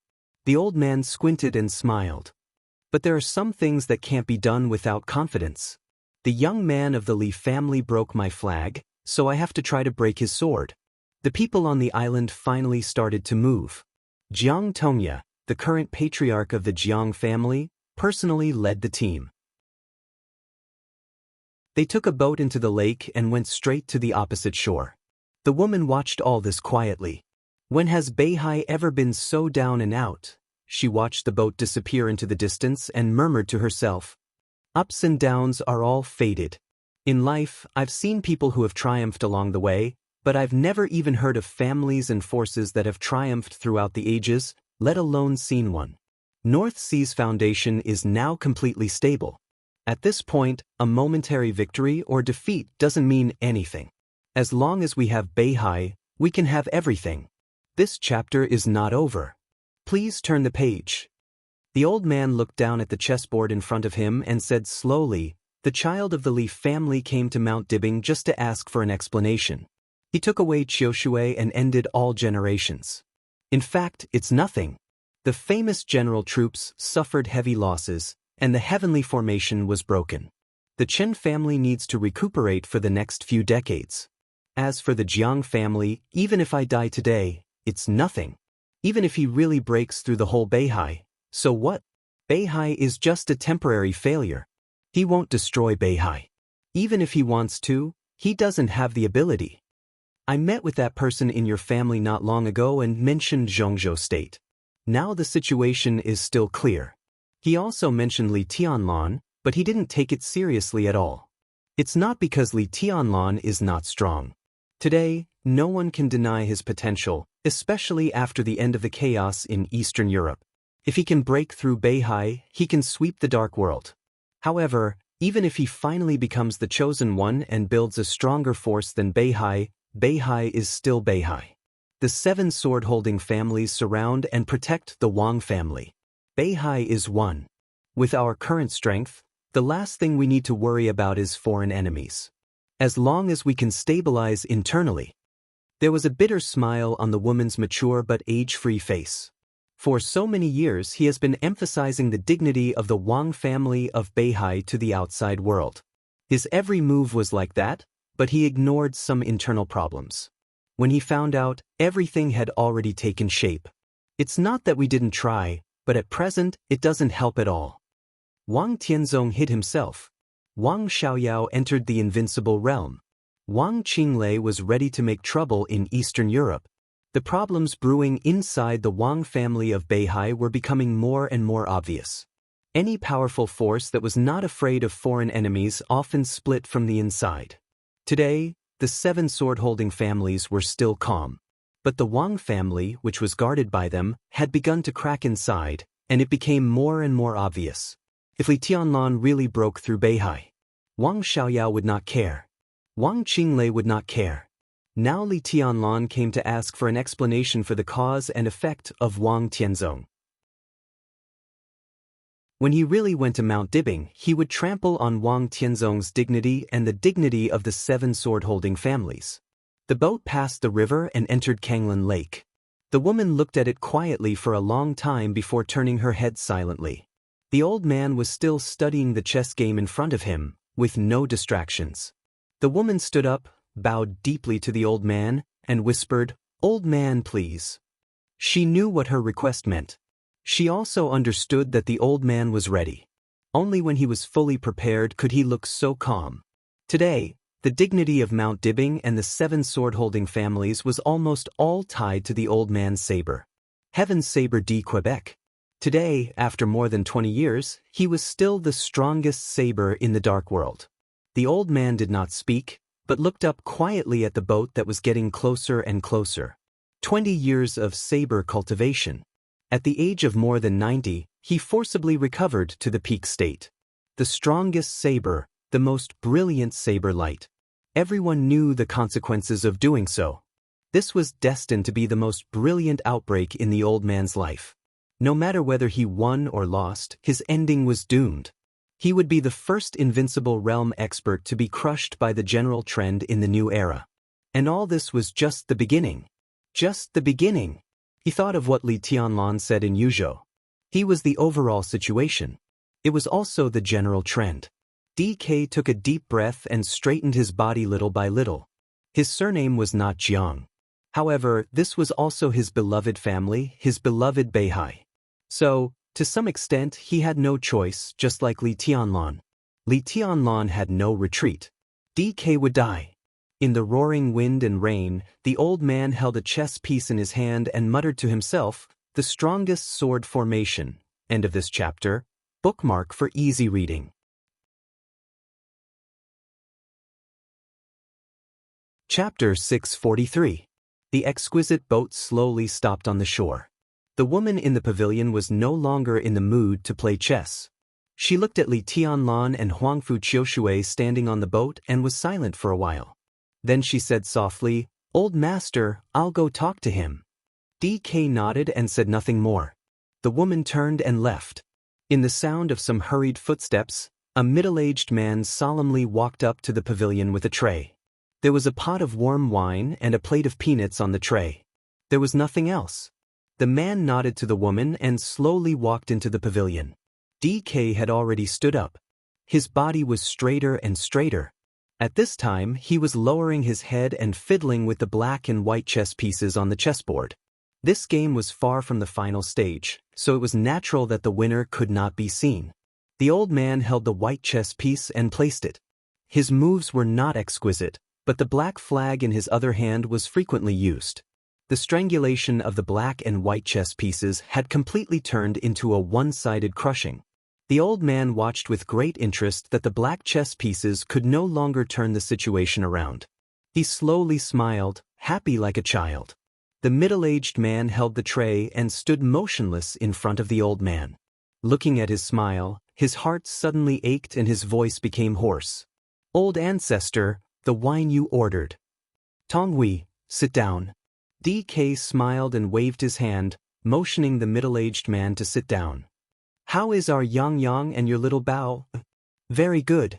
Some time ago, they told me that they would go on a trip after graduation." The middle-aged man felt sad, but he forced himself to smile. He was Jiang Tonghui, the younger brother of Jiang Tongya, the patriarch of the Jiang clan. In the Jiang family, he could be said to be the real second in command. At this time, looking at the old ancestor's increasingly strong spirit, his heart was empty. DK's surname was not Jiang. When the old master of the Jiang clan took him to this island, not to mention Jiang Tonghui and the others, even their father was still a child. When they were born, DK had already become the famous Heaven Saber in the Dark World. He had been staying on this island for many years, and because of his existence, the Kanglin Jiang clan had become the most powerful sword-wielding force in decades. Family. DK's surname was not Jiang, but he had the highest status in the Jiang family. Whether it was before or after he sealed his blade, this old man who had truly dedicated his life to Kanglin and the Jiang family had never interfered in the affairs of the Jiang family. Most of the time, he stayed in this pavilion, watching the surging river and the mighty North Sea. He was silent, but the entire Jiang clan became extremely confident because of his existence. But today, the corner of Jiang Tonghui's mouth moved, and he suddenly whispered, "Patriarch, there's still time." His voice trembled with pain as he muttered to himself, "There's still time." DK, who had sealed his blade and recuperated for more than 20 years, was destined to need time to forcefully recover to his peak state at the age of 90. If he did not want to die, there was still a way. DK glanced at him, and for the first time, a sharp glint flashed across his eyes. "Do you know what you're saying?" Jiang Tonghui lowered his head and gritted his teeth. "Patriarch, I'm not afraid of death. This island of the Jiang family is built with our blood. If possible, I'm willing to personally lead the elites of the Jiang family to fight against Li Tianlan. At worst, you can't represent the Jiang family." DK said calmly, "In the eyes of some people, if I don't fight, no matter how many people the Jiang family sends, they are cowards. This has nothing to do with cowardice." Jiang Tonghui whispered, "It's whether it's worth it or not." DK raised his head and looked at him. He was quiet and did not say a word. This time, it's obvious that His Majesty didn't do a good job. There's no right or wrong, but he didn't do a lot of things last night. That's why Li Tianlan swept the North Sea today. Strictly speaking, Li Tianlan just wants an explanation. This is a matter of Mount Dibbing. Patriarch, I don't think it's worth it to fight with him. Many people also think it's not worth it. Jiang Tonghui's voice was hurried. DK looked at him and suddenly laughed. "Who else thinks it's not worth it?" Jiang Tonghui's face was slightly pale, and he did not speak. "Wang Xiaoyao? Or Wang Qinglei?" DK took the initiative to ask. Jiang Tonghui smiled bitterly, wanting to say something but stopping on second thought. "Stay away from them." DK said calmly, "My surname is not Jiang, but I have always regarded myself as a member of the Jiang family, and the Jiang family has always regarded me as one of their own. Now in the family, I have the highest seniority. For so many years, I have never asked you for anything, but recently—" DK looked into his eyes. "I have to ask you or in order. Stay away from them. I'll talk to your elder brother later. During this time, put down the family affairs and go out to relax." "Patriarch," Jiang Tonghui's face changed slightly. "Why?" "To keep you alive. To keep the Jiang family intact." DK snorted coldly and said slowly, "How dare you get involved in the internal affairs of the Wang family? Pig brain. It's not clear whether they are enemies or friends. How dare you get involved? I'm not sure about Wang Qinglei, but how can Wang Xiaoyao be so simple? You are a member of the Jiang family, a member of the sword-holding family. It is the responsibility of the sword-holding family to protect the Wang family. But there are some things that you can't touch. Don't you understand?" DK paused and laughed at himself. "As for me, I'm an old man. My grandson's son is dating your daughter. What else can I not accept after living to this extent?" He flicked a drop of wine from the flagon and wrote 4 words on the table. "For hundreds of years, this has been the insistence of the Jiang family. I have lived for a long time, but I dare not live up to these 4 words. You, a young boy, can't live up to these 4 words. You don't deserve it. Do you understand? Loyal, brave, and fearless." Jiang Tonghui looked at the words written by DK and remained silent. DK waved his hand. "Go." Jiang Tonghui stood up, slowly turned around, and walked out of the pavilion. It was windy on the Kanglan River. The wind blew through the pavilion, and the rain poured in diagonally. DK sat alone in the pavilion, picked up a peanut and put it in his mouth. He looked at the 4 words on the table in silence for a long time. The boat stopped on the shore. Li Tianlan still stepped on the flat ground with his bare feet, quietly staring at everything on the island. Countless sword intents flew from the center of the island and gathered in front of him, layer upon layer. The sword of the void was constantly vibrating in the center of the island, forming a connection with the 13th floor. From the shore to the center of the island, almost all the sword intents passed through was the domain of the 13th floor. Li Tianlan penetrated through. This chapter is not over. Please turn the page. The domain felt everything around it and was silent for a long time. Your Highness, you've worked hard all the way here. I've asked people to prepare a banquet. If you don't mind, you can taste the special delicacies of our Kanglan River. Jiang Tonghui, the patriarch of the Jiang family, led the two to the island, his voice calm. The patriarch of the Jiang family, who was over 50 years old, could be said to be the most low-key one among the 7 sword-holding families. Before DK sealed his saber, the Jiang family was completely shrouded by DK's saber light. After DK sealed his saber, Di Jiang, whose real name was Jiang Hongwei, became more and more dazzling under the guidance of Wang Tianzong. Among the patriarchs of the 7 sword-holding families, Jiang Tonghui was the most easily ignored one.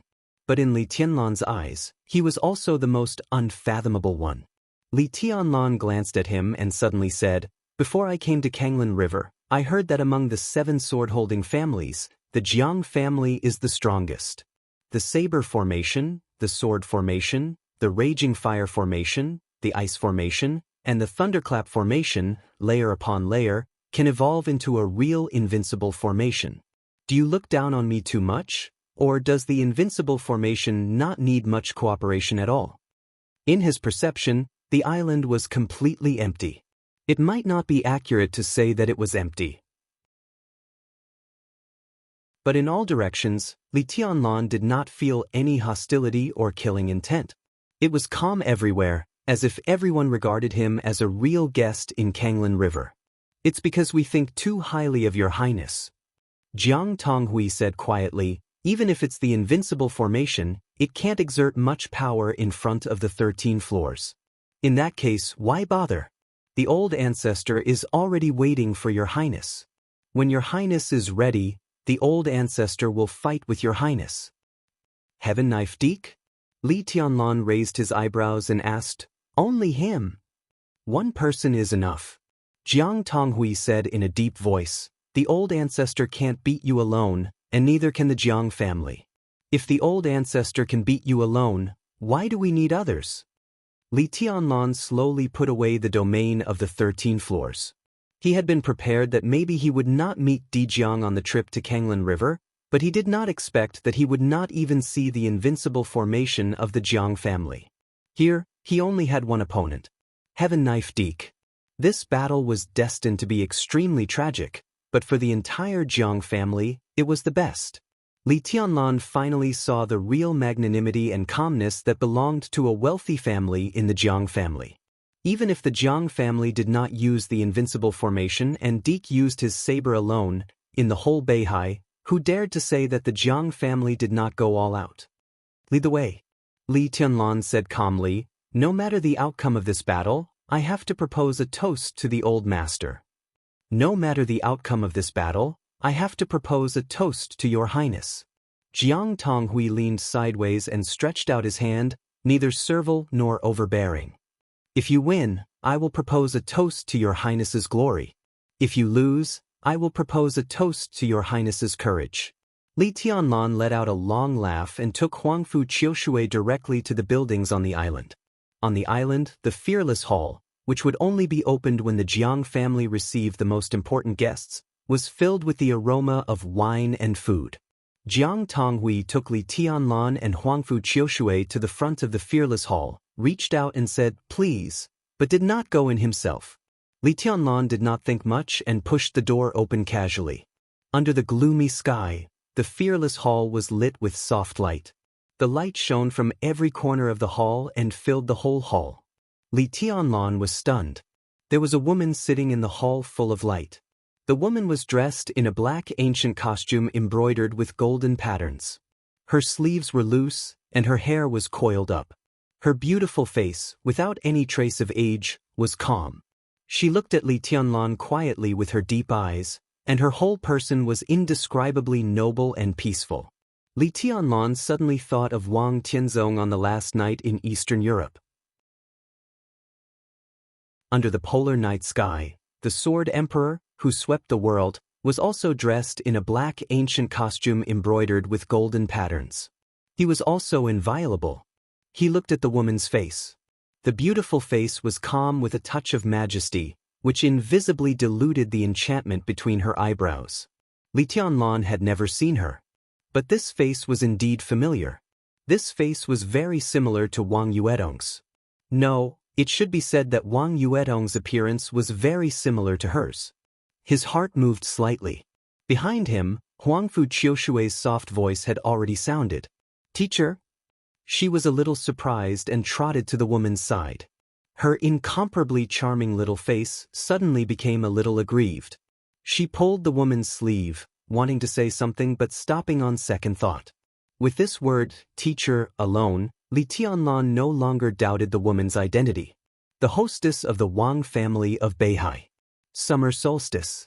It was not DK who was waiting in the fearless hall, but Summer Solstice, whom Li Tianlan had never expected. She came to Kanglin in person. Summer Solstice gently held Huangfu Qiushui's palm and laughed softly. Qiushui is lost? Huangfu Qiushui's little face blushed and she secretly glanced at Li Tianlan. She knew that the teacher was talking about the autumn water sword, but at this time, she felt that the teacher was referring to something. It doesn't matter. Summer Solstice pulled her to sit beside her, touched her soft hair, and whispered, "Let the old master here get it back for you later.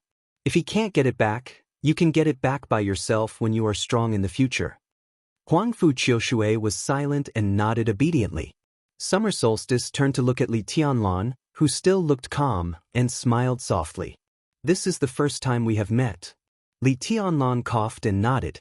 He hated Wang Tianzong, but he had no bad feelings for the hostess of the Wang family of Beihai who had always ignored the affairs of the world. And because of Wang Yuetong, he always felt a little strange about Summer Solstice. "I've always wanted to talk to you, but I haven't found the right opportunity." Summer Solstice got up and poured a glass of wine for Li Tianlan. She sat down again with an elegant and soft posture. "Do you have to go to Mount Dibbing?"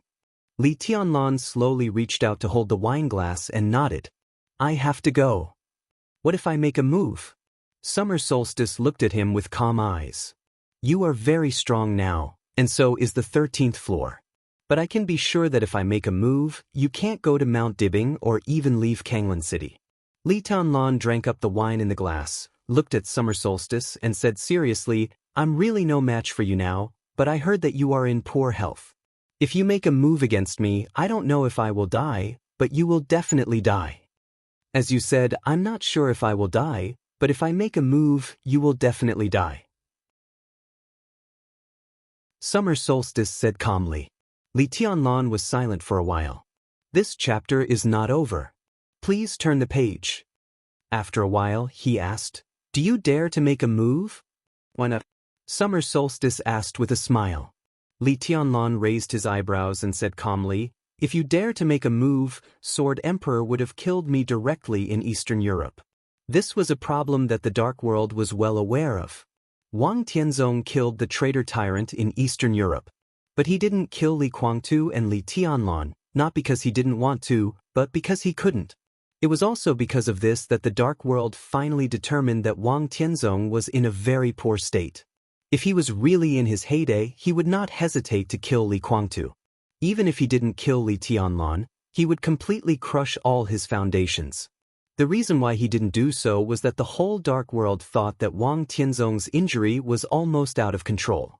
In the case of his injury not healing, he obviously didn't want to face the complicated situation of the whole purgatory of Heaven Capital and even the Li family's hidden power for many years after the death of Li Tianlan and Li Guangtu. After all, even if Beihai was not afraid of foreign enemies, there were still internal troubles. "I'm not the same as him," Summer Solstice said softly. "Women are crazy, especially when they really fall in love with a man. They are willing to do anything for their man and bear any consequences." Her eyes were indifferent. "Tianzong doesn't dare to do it, but I dare. I don't have the responsibility of being a patriarch. I have always been a very selfish woman. After I kill you, I don't care what happens to Beihai or the 7 sword-holding families. In my heart, as long as my man and my children live well, I will be satisfied.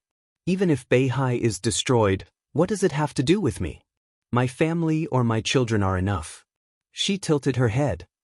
At that time, Tianzong was not prepared enough and didn't dare to do anything to Li Guangtu.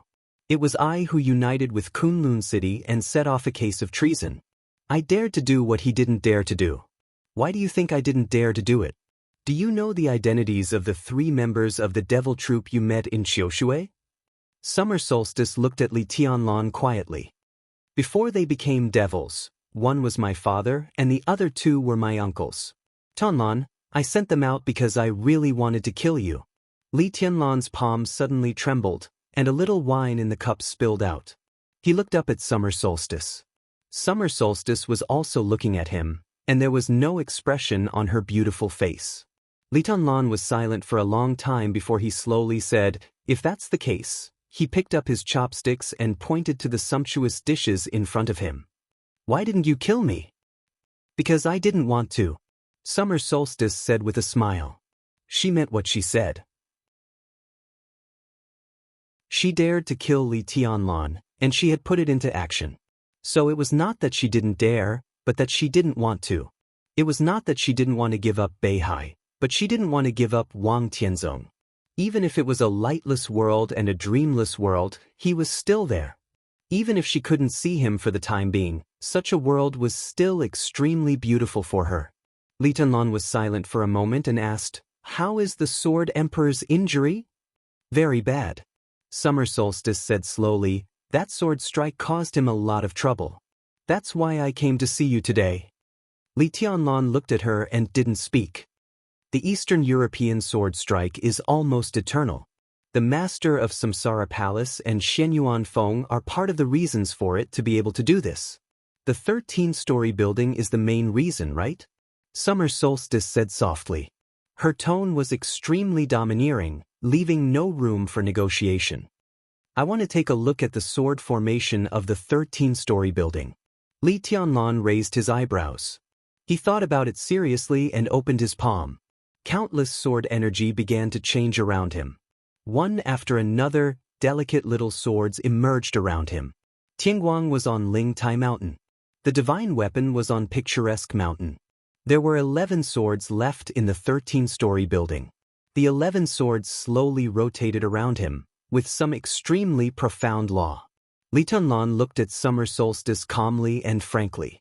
He didn't believe that anyone else in the world could understand the 13-story building except him. Wang Tianzong might be able to, but he was destined not to see it. Summer Solstice looked at it quietly for a long time. The 13-story building with only 11 swords had two obvious flaws. But the flaws were so obvious, like some kind of trap, with endless changes. The boundless sword intent built an almost eternal sword formation, with Shenyuan Feng's own spirituality operating on its own. Summer Solstice couldn't describe that feeling. If she had to describe it, maybe there was only one word. Vast. Vast like the starry sky, it was a kind of almost infinite power. Summer Solstice took a deep breath. Her expression was solemn and even awe-inspiring. "This is the most perfect sword formation I have ever seen in my life." Li Tianlan looked at her and didn't speak. Summer Solstice was silent for a while and suddenly said, "I know a name." Li Tianlan raised his eyebrows and asked subconsciously, "Who?" "Dongqing Huang." Summer Solstice said calmly. Li Tianlan's heart suddenly beat faster. What kind of person is she?" Summer Solstice looked at him with a complicated look in her eyes. "I said I know a name, but only a name. I heard this name from Qin Weibai. Dongqing Huang. She said he was the chosen one. She said that in the last battle of Dongqing Huangtu's life, there were people from the Wang family of Beihai, including a woman." Li Tianlan looked at her. "It wasn't me," Summer Solstice said calmly, "and before Qin Weibai mentioned this name, I didn't know who Dongqing Huangtu was. And I can tell you for sure that in the past 200 years, I am the only female invincible realm expert from the Wang family of Beihai. In the past 200 years, including the 7 major sword-holding families of Beihai, I am also the only female invincible realm expert. But I didn't participate in the siege of Dongqing Huangtu. I don't even know who he is.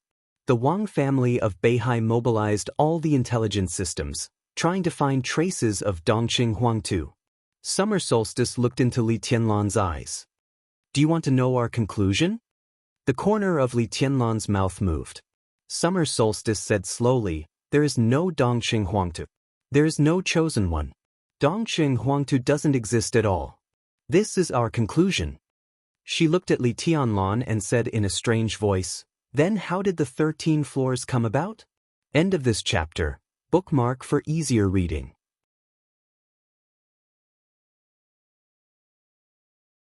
Chapter 644. For hundreds of years, there were countless truths in the dark world. In this world of the law of the jungle, the strong set the rules, and the rules were the truth. Countless experts rose and fell, and countless truths appeared and disappeared. But from beginning to end, there was only one truth that had never been broken. This was something imprinted in the hearts of everyone in the dark world. The Wang family of Beihai was invincible in the world. For hundreds of years, there were countless ups and downs and countless storms. The Wang family of Beihai had always been the undisputed strongest force in the dark world. The strongest force naturally had the largest intelligence network in the dark world.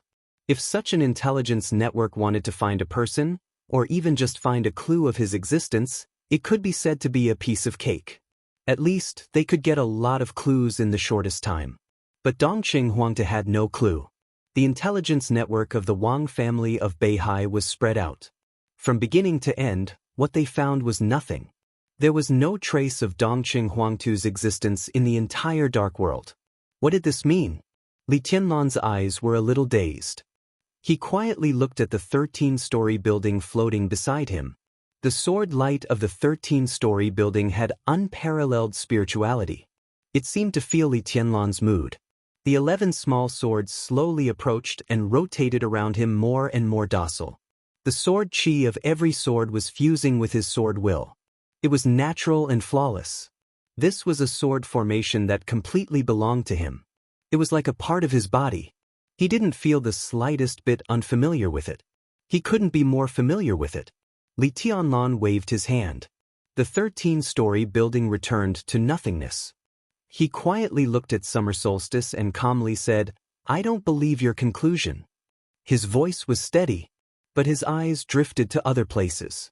He didn't know if summer solstice saw his insincerity, but there was a flash of disappointment in her eyes.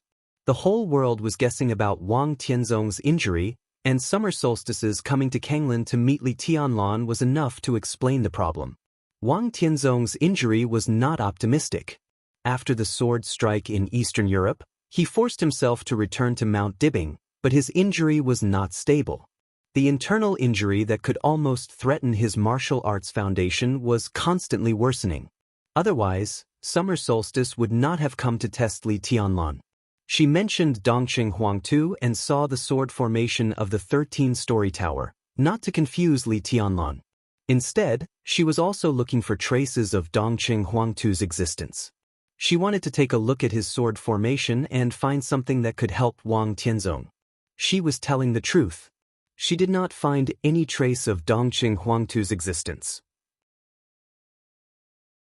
Not only the Wang family of Beihai, but they also contacted Rothschild and mobilized their spies hidden in various dark forces to look for this name. There was nothing. It was complete nothingness. The entire dark world knew that in the past 500 years, there had only been 2 heavenly sons. One was the ancestor of the Wang family of Beihai, and the other was the current sword emperor. However, Eastern Europe's sword and the 13-story building clearly showed that there was still a supreme power. Summer solstice hoped to find the source of this power. There might be a way to help Wang Tianzong, but it was clear that Li Tianlan knew nothing about it. Qin Weibai is still in Yuzhou. Xie seemed to be a little disinterested. She knows everything. Why don't you ask her? Li Tianlan was silent for a long time. Whether summer solstice deliberately made his imagination run wild or not, at this time, it seemed that there was a ripple in his calm heart. He stood up and slowly walked out of the door. Summer solstice did not stop him. Huangfu Qiushui subconsciously wanted to stand up, but as soon as her butt left the seat, her palm was grabbed by summer solstice. Huangfu Qiushui was stunned and looked at Li Tianlan's back blankly. Summer solstice's palm was very soft, but it seemed to carry great power. Huangfu Qiushui sat where she was and suddenly became a little sad. From autumn water to Tong Tian, to Kanglin. She didn't know whether she wanted the autumn water sword back or whether it was her real idea or an excuse. This chapter is not over. Please turn the page. It was in front of her. She hadn't got the autumn water sword back. But it was the end of the journey.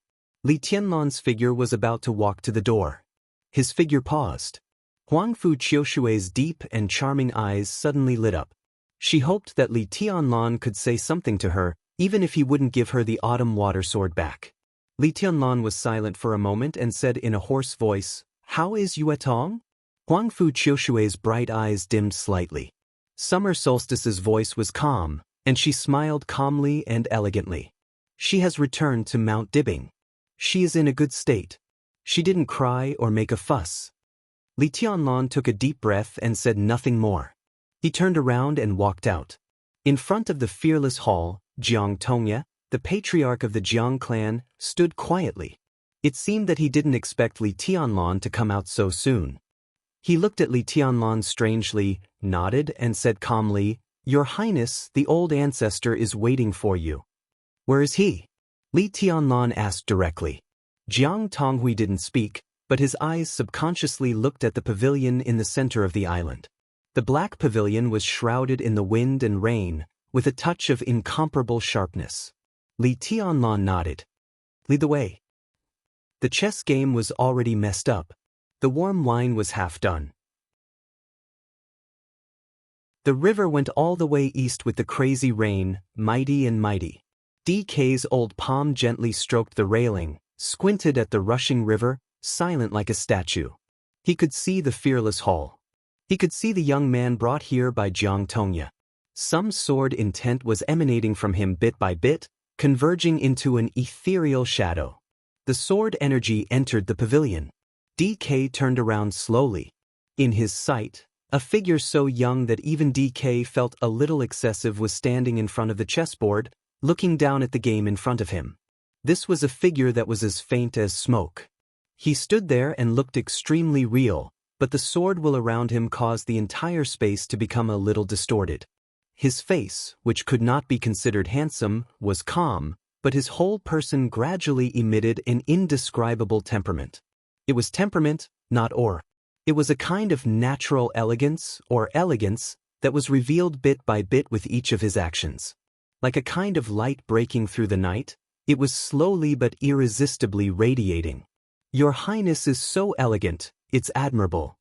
DK smiled, without hostility, but extremely calm and gentle. The young man pointed to the chessboard in front of him and shook his head. "Your Highness, do you know chess?" DK asked. "I don't." He turned around and looked at the old man. "Heaven's saber?" "I'm D. Quebec," DK chuckled. He was silent for a while and nodded. "Li Tianlan. You're just one of his sword intent." DK laughed. "But standing here, you're still Your Highness." He poured himself another glass of wine and took a small sip, feeling very nostalgic. Li Tianlan looked at him calmly and said in a flat tone, "I suddenly thought of my grandfather." He said quietly, "In that camp, every time he drank, he was like you. No, he was even more stingy than you.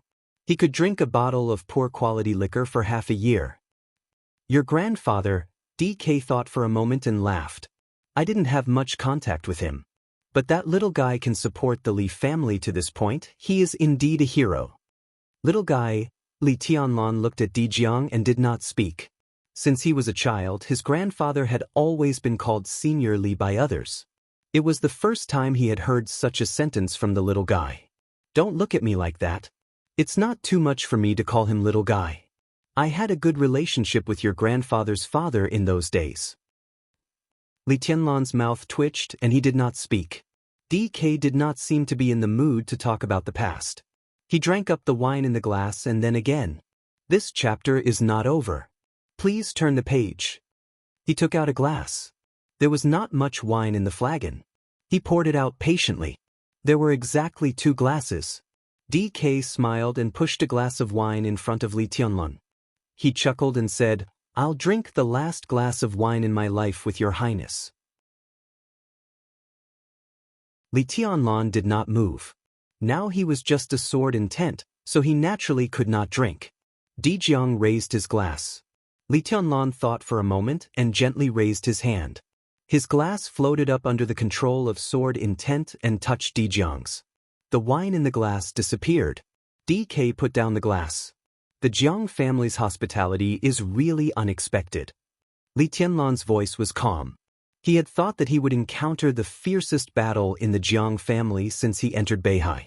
The invincible array of the Jiang family, the heavenly saber of the Jiang family, and the Jiang family would use all its strength to stop him from continuing to the north. But the truth was not like that at all. There was good wine and food in the fearless hall. But facing DK, he still did not feel any sharpness. If time goes back 20 years, maybe it will be as you think. DK thought for a moment. But now, I'm old, and I often don't like a tragic ending. If you and I fight, no one in the whole dark world dares to say that the Jiang family did not use all its strength. Li Tianlan was silent for a moment and nodded. That makes sense. Seemingly getting the answer he wanted, DK smiled with satisfaction, and his words became more and more calm. In fact, you have passed the real test of life and death. That woman came to Kanglin was beyond my expectation. You didn't die, which was even more beyond my expectation. Li Tianlan raised his eyebrows. I don't know what she came for, but if she came, I couldn't stop her.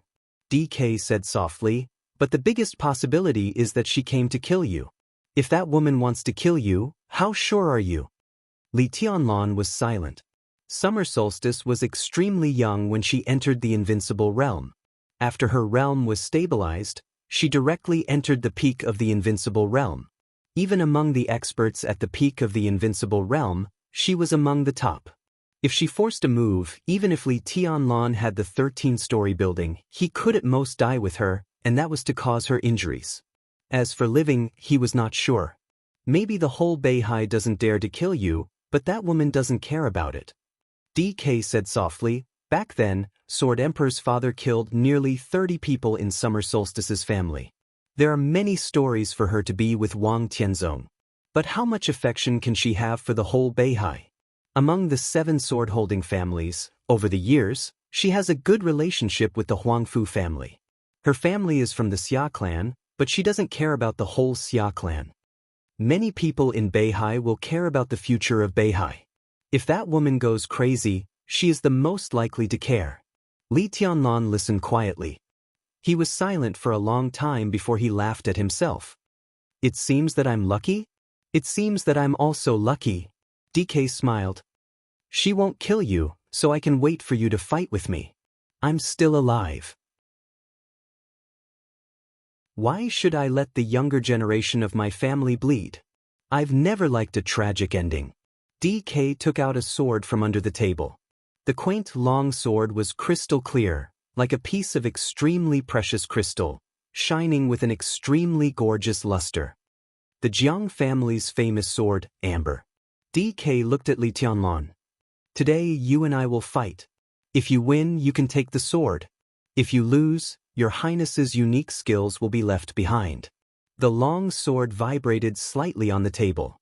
DK looked into Li Tianlan's eyes. Do you dare to fight with me? Li Tianlan narrowed his eyes and looked at D. Quebec. He suddenly smiled and said calmly, please. DK's eyes suddenly lit up for a moment. He reached out and patted the table gently. Buzz. The amber suddenly shot up into the sky. At the same time, Li Tianlan stood up directly. His figure twisted for a moment and turned into an incomparably sharp and exquisite small sword. End of this chapter. Bookmark for easier reading.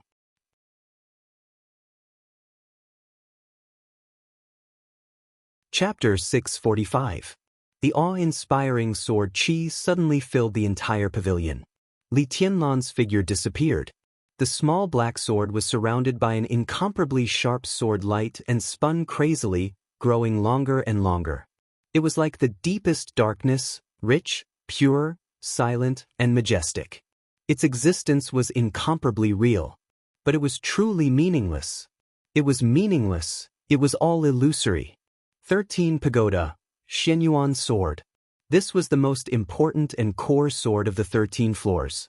It was also the most important reason why Xianyuan Feng could form the 13 floors. The Xianyuan sword stopped.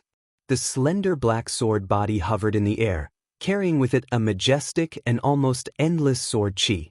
It was proud and piercingly cold, like the king of all swords. DK's eyes flickered. The turbidity in his eyes had completely disappeared, replaced by an almost dazzling light. The strongest sabersman in the dark world for decades was now facing a sword formation that no one knew about. The strongest sword formation, the strongest sword. He had no regrets in this life. Boom! With a muffled but clear voice, DK straightened his body completely. His body straightened and stood up at the same time. It was as if the sharpest blade in the world had been unsheathed. Snow-white blade light radiated from every part of his body. The space was directly split apart, and the ancient pavilion standing in the center of the island was directly reduced to dust. DK had already moved forward. His palm was extremely old, but it was like a bolt of lightning that grabbed the hilt of the Xianyuan sword. For a moment, the entire island seemed to be able to sense the fierce, almost domineering aura spreading wildly. It was the saber light that had been silent for many years and carried the aura of time. It was also the glory of the last battle of his life, where he no longer had any worries. Jiang Tongye, who was approaching the gazebo, suddenly raised his head and looked in the direction of the gazebo. Li Tianlan, who had been following him, took a step forward. His figure suddenly disappeared. The next second, the black Xianyuan sword appeared beside Jiang Tongye, and Li Tianlan's real body had already appeared in the pavilion. DK stretched out his hand. The 13-story pagoda spun wildly around Li Tianlan, and the all-encompassing sword energy merged perfectly with his sword intent. He pointed his finger at DK's palm. A black ripple appeared in the entire space as he extended his finger forward. Pure black flashed for a moment before it was completely filled with all sorts of flickering lights. Annihilation form. 2 fingers touched DK's open palm. Like a raging tide, the sword chi surged forward and instantly drowned DK's old figure. The pavilion, the hill, and everything around it were completely shattered by the surging sword chi. The mighty sword will rush through the world like a flood, and the trees around the pavilion were uprooted in an instant. The green land disappeared, and it turned yellow at a speed visible to the naked eye. All the water was evaporated, and the green land turned into a desert under the sword chi. The mighty sword light rushed all the way into the azure billow lake, bringing up a vast wave. The black Xianyuan sword passed through the chaotic space of knife light and sword chi and appeared around Li Tianlan. The 11 swords slowly rotated around him. With the addition of the Xianyuan sword, the entire sword formation became more and more ethereal and unpredictable. Li Tianlan stood in the air, looking at Quebec. He raised his eyebrows slightly. The wild rainwater was evaporating around him. The wind was strong by the river, and the gale was whistling past. Li Tianlan hovered in the air, motionless. His face was calm and emotionless, but his whole person gradually emitted an indescribable elegance. The dragon vein and his swordsmanship seemed to be merging little by little. The 13-story buildings rotated around him, and his surroundings gradually became blurred, as if there was a white mist shrouding his body. This chapter is not over. Please turn the page. The aura of the sword light was hazy and mysterious, but it made people feel awe from the bottom of their hearts. It was raining, but he stood there like the sun in the clear sky, and his every move carried a light that people could not look directly at. He was like a scorching sun, and also like a real god. At this moment, Li Tianlan could be said to be truly peerless. DK stood in front of Li Tianlan. The two were less than 20 meters apart. After the first fight, the clearest result appeared in front of everyone. The scarlet blood, which was almost dazzling, fell from the sky bit by bit and fell into the desert under their feet. DK's aura was still stable and powerful, but one of his sleeves had been completely torn. At that moment, the saber light and the sword energy crossed each other. Li Tianlan, who was in the 13-story buildings, was not hurt at all, but countless sword energy kept tearing at DK's arm, leaving countless wounds on his arm. DK frowned as if he was in pain. He slowly raised his palm. From his fingers to his palm, to his forearm. His arm was truly riddled with holes. Countless strands of sword chi were still wrapped around his arm, tearing at every inch of his skin with naked and eerie killing intent. DK raised his head and looked at Li Tianlan. This was the first time he stood in front of Li Tianlan and felt the horror of this young man. Li Tianlan, who was 22 years old and had not yet entered the invincible realm. DK smiled. It seemed that it was not until this moment that he really realized the reality. After many years of sealing his saber, his body was getting old, but he always thought that his saber was not old. But standing in front of Li Tianlan and looking at the young man who was too young but extraordinary, he finally confirmed that as time went by, his body and his saber were getting old. The heavenly son of the age, DK murmured to himself. He looked at Li Tianlan and said, "Your Highness deserves this title." Li Tianlan looked at him quietly for a long time, and then slowly said, "Where is your saber?" DK was stunned. It was not a pretense, nor was it a momentary distraction. It was a simple sentence, and it asked the simplest question. But he was really stunned for a long time. It might not be a long time, but in the nearly 10 seconds of trance, if Li Tianlan wanted to take action, he could kill DK countless times. DK frowned more and more. "Where is your saber?" Li Tianlan asked again. "Heaven's saber de Quebec." How could he be called Heaven's saber without a saber? Saber. DK looked at Li Tianlan and asked, "Where is your saber?" Li Tianlan looked at him quietly. He narrowed his eyes little by little. The mountain-like sword intent surged around him. DK smiled bitterly. He didn't think there was anything wrong. But until Li Tianlan asked this question, he realized that he didn't have a saber. "I'm old and confused," he laughed at himself and said, "I forgot where I put my saber." Tianlan entered the Kanglin Lake. He took out amber. However, he had forgotten to take his saber, and he had also forgotten where he had placed it. He had kept his saber for more than 20 years, and no one in the Jiang family knew where his saber was. DK slowly raised his head and said, "Your Highness, I'm sorry. But it doesn't matter if you don't have a saber." He stood in the air and took a step forward. "I am the saber." His figure suddenly became a shadow all over the sky, and a harsh sound exploded in the air. The old man's withered body. This chapter is not over. Please turn the page. The shadow had approached Li Tianlan. He raised his blood-covered arm. DK's eyes flashed, and a strong and violent killing intent burst out in an instant. He raised his arm high and chopped down hard. A pale light suddenly flashed between heaven and earth. It was like a saber light breaking through the sky, or lightning flashing across the sky. The saber light seemed to break everything in an instant, and the bright edge fell on the sword formation around Li Tianlan in an instant. The domain where the sword formation was located was almost instantly broken. The saber light that filled the sky and earth rushed into the sword formation like a torrent, rushing in along the two gaps in the sword formation. 13-story building, which had been hidden in the nothingness, suddenly appeared beside Li Tianlan. One after another, the small swords trembled and tottered, but they still managed to maintain some sort of profound rhythm as they spun with difficulty. The Xianyuan sword appeared in Li Tianlan's hand. The black light lit up in the pale saber light. It stabbed straight. One sword broke the sea. That was the most courageous sword light. 13-story building, which had been in a defensive state, rotated. All the swords were aimed at DK in an instant. The Xianyuan sword was like a black lightning in the saber light all over the sky. One after another, delicate small swords appeared beside the Xianyuan sword. The Xianyuan sword grew bigger and bigger. All the small swords merged perfectly with the Xianyuan sword and became an incomparably huge Xianyuan sword. The stabbing Xianyuan sword shattered the saber light all over the sky. Li Tianlan went completely crazy. The huge sword edge smashed everything and slashed at Quebec. The light all over the sky lit up for a moment and then completely disappeared. DK began to retreat. Without any hesitation, Li Tianlan moved forward, attacked, and sprinted. With unparalleled madness and fighting intent, the huge Xianyuan sword seemed to be completely alive, and the frenzied sword intent burst out one after another. 21st blade. The shattering of land. It stabbed straight.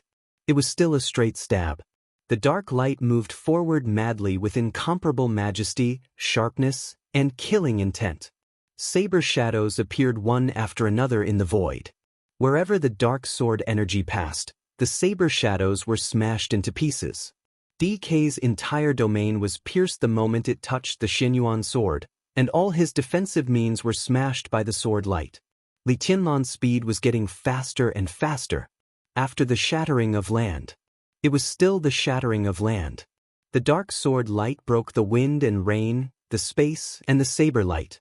It was invincible. It was invincible, and there was nothing it could not break. The huge sword edge didn't stop at all, and almost in the blink of an eye, it directly stabbed in front of D. Quebec. There was no means of defense. The domain and the saber light were all smashed. DK's eyes grew calmer. Silently, he raised his arm that was full of wounds. Clang! With a loud bang, the huge sword edge of the Xianyuan sword directly stabbed the metal arm, with a clear metal roar. DK was stunned for a moment. Li Tianlan raised his eyebrows again. In his sight, the flesh and blood on DK's arm fell off bit by bit, but what was revealed was not the ghastly white bone, but a kind of extremely cold and sharp light. It was the metal hidden in the flesh and blood. It was slender, sharp, and radiated brilliance. Heaven saber? Li Tianlan asked. DK looked at his arm quietly. He seemed to think of something and smiled softly. So, the saber is here. End of this chapter. Bookmark for easier reading.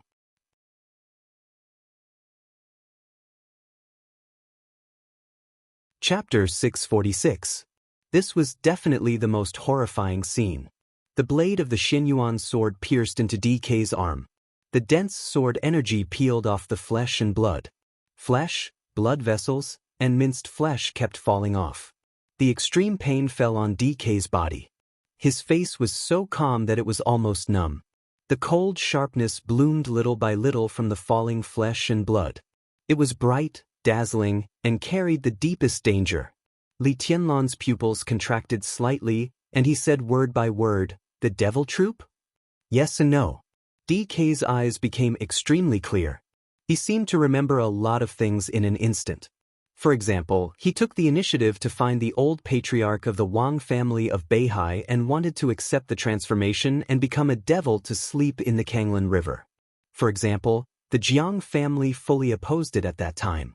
The Wang family of Beihai and the Jiang family discussed for a long time and finally accepted an incomplete transformation plan.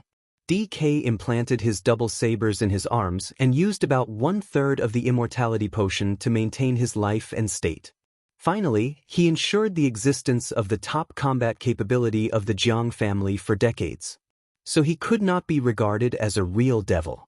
He had a clear self-consciousness, but he did not have the perverted ability to resist attacks of the devil. DK was quiet for a moment. He also thought of a lot of things. But it was no longer important. What mattered was that he found his sabers.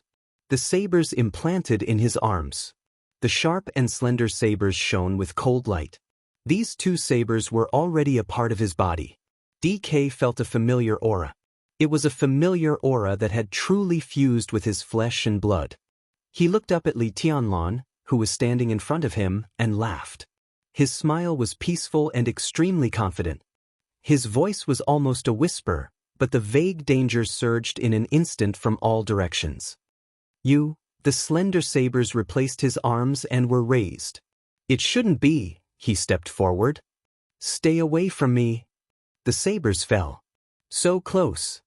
The rain all over the sky was illuminated by the saber light in an instant. The howling wind and rain were chopped into countless powder. DK's figure appeared in front of Li Tianlan. There was no residual shadow, no sound. The old man's body was like a ghost. When his consciousness saw the knife light, the bright blade had appeared directly above Li Tianlan's head. The huge Xianyuan blade turned back into a sword formation in an instant. Li Tianlan raised his hand, and the magnificent sword formation blocked the blade. Li Tianlan strode forward, his voice like a dragon's roar. Dragon fist. The moment the sword formation blocked the blade, a fist with a wild sound directly smashed towards DK's face. The dragon-shaped thunder burst out of Li Tianlan's hand, as if to devour everything. DK took a step back and retracted his arms. The saber radiance instantly retracted. Li Tianlan looked up. DK had already appeared hundreds of meters in the air. The old man's clothes were twisted and deformed by the wind, but the two blades in his arms became even more violent. I have two blades. DK's eyes and the edge of his blade shone at the same time. His body was straight as he stood in the air. At this moment, the old man was infinitely close to his peak state. This was the true sky blade. Split the heavens. The aged voice shook the entire Zhonglan River like a clap of thunder. DK's arms rose and fell, waving like the wind. Li Tianlan's pupils suddenly contracted. The high sky seemed to be completely torn apart by DK's saber in an instant. Countless cracks appeared in the gloomy sky, and the dazzling snow-white saber radiance smashed down almost crazily with boundless aggressiveness. The gloomy sky was filled with arcs that seemed to be formed by nature. Countless arcs were connected and densely packed, like raging tides, tearing the sky and crushing everything. Everything in sight had disappeared. There was only saber radiance left in front of Li Tianlan, endless saber radiance that occupied heaven and earth. His saber split the sky, and countless saber radiance almost became a part of the sky, pressing down mightily. The 13-story building in the nothingness once again became Xianyuan Blade. The pitch-black giant sword swelled and became extremely huge.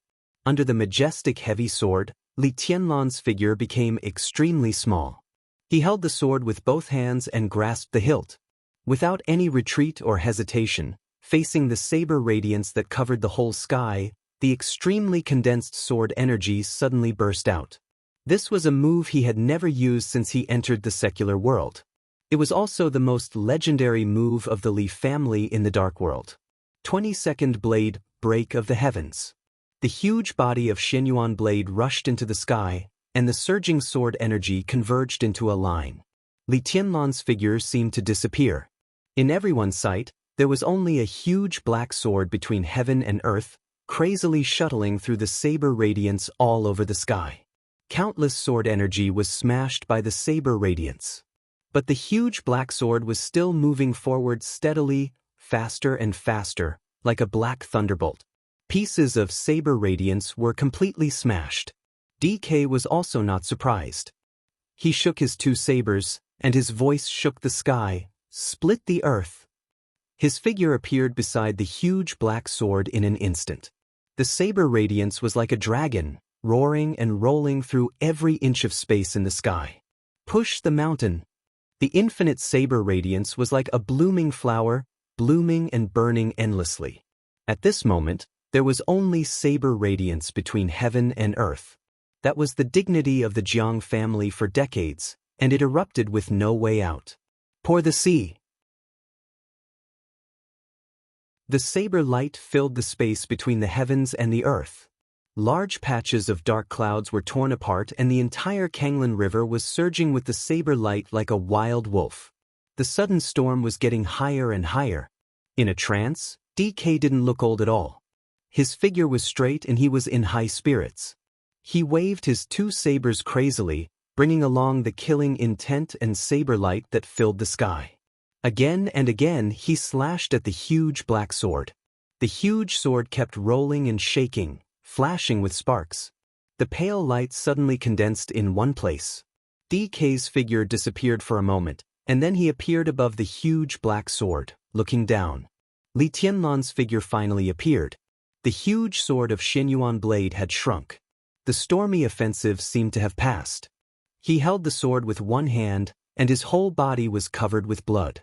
But his body was still straight, and he was still elegant. DK looked at him, and there was only indifference left in his eyes. The saber radiance was gathering, flowing and gathering in all directions. But there was only emptiness in the world without the saber radiance, with the danger of absolute silence. Covered in blood, Li Tianlan closed his eyes, tightly holding the trembling Xianyuan blade in his hand. DK narrowed his eyes and raised the blade. His breath was a little unstable, but his voice was still loud and clear, covering the world. Destroy the world. The surging and converging saber radiance suddenly lit up. The saber radiance illuminated the island, the river, and the clear lake was sparkling everywhere. The infinite saber radiance was no longer pouring, but gathered in all directions between heaven and earth. East, south, west. The cold, heavy, and ghastly killing intent suppressed Li Tianlan like a substance. Li Tianlan's body was stiff, and his hand holding Xinyuan blade was a little pale. The light in the four directions was getting brighter and brighter. The saber radiance that gathered in all directions began to extend slowly. Those saber radiance were very far away. Some were on the river, some were in the lake, and some were distributed on both ends of the island. Within the extremely terrifying coverage, everything belonged to the realm of saber. DK's voice fell. The four saber radiance that extended to the extreme instantly turned into four crescent-shaped light arcs across the world. Thunderbolt, raging fire, ice, and storm. The saber of the east was thunderbolt. The saber of the west was raging fire. The saber of the north was ice. The saber of the south was storm. But in the final analysis, they were all saber radiance. The fatal danger filled Li Tianlan's heart in an instant. The four saber radiance that illuminated the whole island suddenly swept across the world and rushed over. The surging Kanglin River was split into two halves in an instant. The waves on the Kanglin Lake surged into the sky. The saber radiance crossed the island. The heavy earth was instantly split into a gully that was dozens of meters long. The four saber radiance locked onto Li Tianlan and chopped over. The place where Xinyuan blade was the center of the saber radiance. This saber radiance was called Destroy the World. The four saber radiance across the world suddenly collided with each other. At that moment, the sharpness that the Jiang family had hidden for decades suddenly poured into Li Tianlan. Xinyuan blade, with two gaps, was directly smashed into the shape of a sword formation under the violent saber radiance. The saber radiance crisscrossed and flew into the distance, and then instantly circled back. It was so fast that there was almost no time to react. The four saber radiance crisscrossed and circled back to Li Tianlan in an instant. He stood in the center of the intersection of the four saber radiance and could only fight it head-on.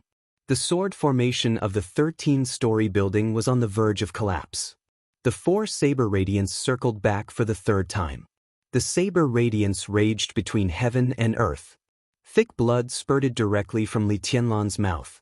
The small sword of the 13-story building had been completely dislocated, and his body was covered with blood. The fourth rotation of Destroy the World passed in an instant. Li Tianlan could no longer hold on and knelt on one knee in the air. His body shook and suddenly fell from the sky, with blood all over his body. The blood of the chosen one dyed the sky red. DK's eyes did not change. His voice kept echoing, faint, with a little melancholy. "I've sealed my saber for nearly 30 years, he said softly. "Your Highness, do you know my position in Beihai 30 years ago?" The island below was filled with cheers that were close to losing their minds. Li Tianlan's figure kept falling. His eyes fell on the sky. A glittering and translucent color fluttered in the air and slowly descended. It was the famous sword amber that was thrown into the sky by DK at that time. He heard DK's words, but he was not in the mood to think. DK gave his answer with a chuckle. 30 years ago, I was in Mount Dibbing. At that time, I was the minister of the Heaven Punishment Troop of the Wang family of Beihai, codenamed Heaven Saber. That's me. The four huge arcs of light across the sky and earth slowly dissipated. DK crossed his arms and made another stroke. Heaven Punishment. The dissipating arcs of light suddenly gathered again. They changed from 4 to 8, occupying 8 directions between heaven and earth. The 8 saber radiance flashed with cold killing intent, and the center of intersection was still Li Tianlan. The saber radiance that filled the sky and earth was like the sickle of death, stable, indifferent, and ruthless, using Destroy the World as the foundation to create Heaven Punishment. This stroke was not as flexible as Destroy the World, but its lethality was far greater than Destroy the World. The 8 arcs of light whistled wildly and crisscrossed over Li Tianlan. The saber radiance collided with each other and passed through Li Tianlan's body. There was no blood. Li Tianlan's figure on the ground was motionless, like a shadow. It was indeed a shadow. A bloody light flashed in the corner of DK's eyes. Shadow formula. Li Tianlan's real body appeared beside DK in an instant. Sword energy, sword radiance, and sword intent. The sharp swords whistled wildly and turned into an endless torrent in the blink of an eye. The torrent of sword energy drowned D. Quebec. The blood on Li Tianlan's body flowed down with his every move. His face was pale, but there was only madness in his eyes. The 11 small swords of the 13th floor were completely controlled by his sword energy. Each of the small swords completely gave up on defense. One after another, the small swords shone with various colors of light and kept shuttling back and forth. The wind and thunder veins in Li Tianlan's body had been stretched to the limit. The sword radiance was flying. The dragon roar resounded through the sky. Dragon fist. Countless dragon-shaped lights spread out wildly. Li Tianlan's figure directly approached D. Quebec. He punched, swept his legs, elbowed, and hit his knees. In an instant, there was a storm of attacks in front of D. Quebec. Different small swords shuttled back and forth, looking for the vital parts of his body. At this moment, Li Tianlan was completely desperate. He couldn't retreat. He could only move forward. He could only attack. He faced the blade and death. Rush forward. A huge force smashed into DK's body along with the roar of the dragon. The sword radiance and the saber radiance danced at the same time. Flesh and blood splashed in the air, getting lower and lower. Di Jiang's figure kept falling in the frenzied attack. His body landed on the shore. The sword radiance flashed, and the dragon roared incessantly. But in the violent attack, the saber radiance kept flashing. DK's figure retreated into an attic of the Jiang family. In less than half a second, the entire attic was completely shattered by the huge force in an instant. His old figure was smashed into the wall of a villa under the impact of the huge force. The colorful flowing light rushed over almost at the same time. Before people could see DK's face clearly, the whole villa had been turned into countless flying debris and dust. Li Tianlan was unprecedentedly focused and crazy. Houses, attics, trees, and rockery. Anything in front of him was smashed in an instant. It was as if there was an invisible but indomitable giant holding a huge sledgehammer on the island, destroying everything on the island furiously. DK's figure retreated into the fearless hall. The thick pillar collapsed completely in an instant. His old figure appeared on the shore. Countless boats on the shore flew up and kept exploding like balls of sparks. Di Jiang stepped on the water, and his body suddenly sank. Li Tianlan stopped. He stood high in the sky, looking at the water in front of him, panting and silent for a long time. Blood flowed out of his flesh and blood, dripping into the lake of Kanglin together with the rain. The lake of Kanglin was full of ripples. Li Tianlan stared at the water, his body trembling slightly because of the absolute movement. He grew up in the primeval forest of Nanyun, where it was hot all year round. Water. For them, it had always been a real luxury. So Li Tianlan couldn't swim. He would not be DK's opponent if he entered the water. DK lurked in the lake of Kanglin. There was silence between heaven and earth. A subtle whistling sound broke the silence. The glittering and translucent radiance fell from the sky. Li Tianlan reached out his hand. That crystal-clear flowing light was pulled by an invisible force and flew over. Li Tianlan held it in his hand. He held the famous sword of the Jiang family, the amber. The amber was hidden in the nothingness by 13-story building. Li Tianlan became more and more powerful. His figure rushed into the sky. Blood was still falling from the sky. Li Tianlan's speed was getting faster and faster, and he became a small black dot in the blink of an eye. The water of the lake of Kanglin began to surge. Li Tianlan, who had become a small black dot, suddenly fell. Colorful lights lit up in the air. That was the unparalleled sword intent. It was the killing intent that was sharp enough to split mountains and seas. The surging sword light occupied heaven and earth. Only Li Tianlan's steady and powerful voice was left on the lake of Kanglin. Open! One sword to split mountains. One sword to split the sea. In an instant, hundreds of meters long sword light poured into the lake of Kanglin.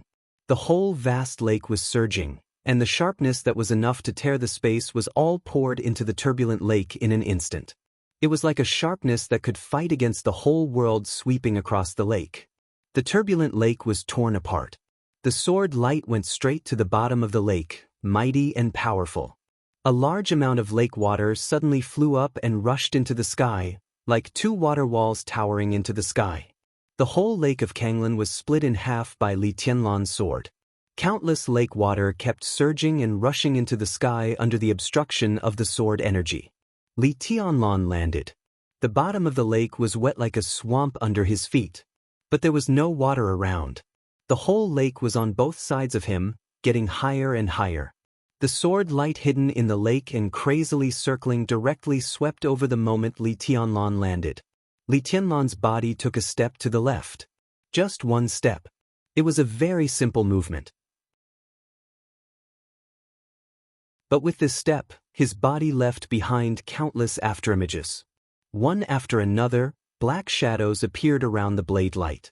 Li Tianlan kept changing his position in the black shadows. In an instant, DK was surrounded by Li Tianlan from all sides. DK stopped the sword light. With blood flowing from the corner of his mouth, he looked at the countless Li Tianlan around him and laughed. Qingfen. It was the oldest name. Now, this body movement had another name in the dark world. Desperate Chase. And Tribulation's shadow formula. Li Tianlan was silent for a while and looked at D. Quebec. Do you still want to run? DK was silent and didn't speak. Desperate Chase was the top body movement in the dark world. And shadow formula was even weirder and could be used at will. If Li Tianlan wanted to run, his means were so abundant that it could even be said to be incredible. Absolute body movement was not invincible. As long as DK's sword was fast enough, no matter how exquisite Li Tianlan's body movement was, it would be useless. But the key was that DK's sword was not fast enough. He broke out in an instant, creating the world, toppling the mountains and overturning the seas, destroying the world and punishing the sky. Under the full outbreak, his state had begun to decline. If he ran, Li Tianlan could catch up. But if Li Tianlan wanted to be a rascal, he could kill DK with his current body movement. The younger generation will surpass the older. DK finally opened his mouth with a little sigh. It's over, Li Tianlan said calmly. He took out the amber. The crystal flowing light flew out of his hand and fell in front of D. Quebec. Li Tianlan reached out and looked at D. Quebec. Give it to me, and I'll leave you a whole body. DK narrowed his eyes slightly. It's not over. He spoke slowly, softly, but with great certainty. Li Tianlan didn't speak. DK raised the two swords that were integrated with his arms. I still have one more move. He looked at Li Tianlan. His state had declined. But he still had one move, the real and strongest one. The last move. You're tuning in to the Wang Lin's Journey YouTube channel. Don't forget to subscribe and join us on this journey to catch the most captivating stories.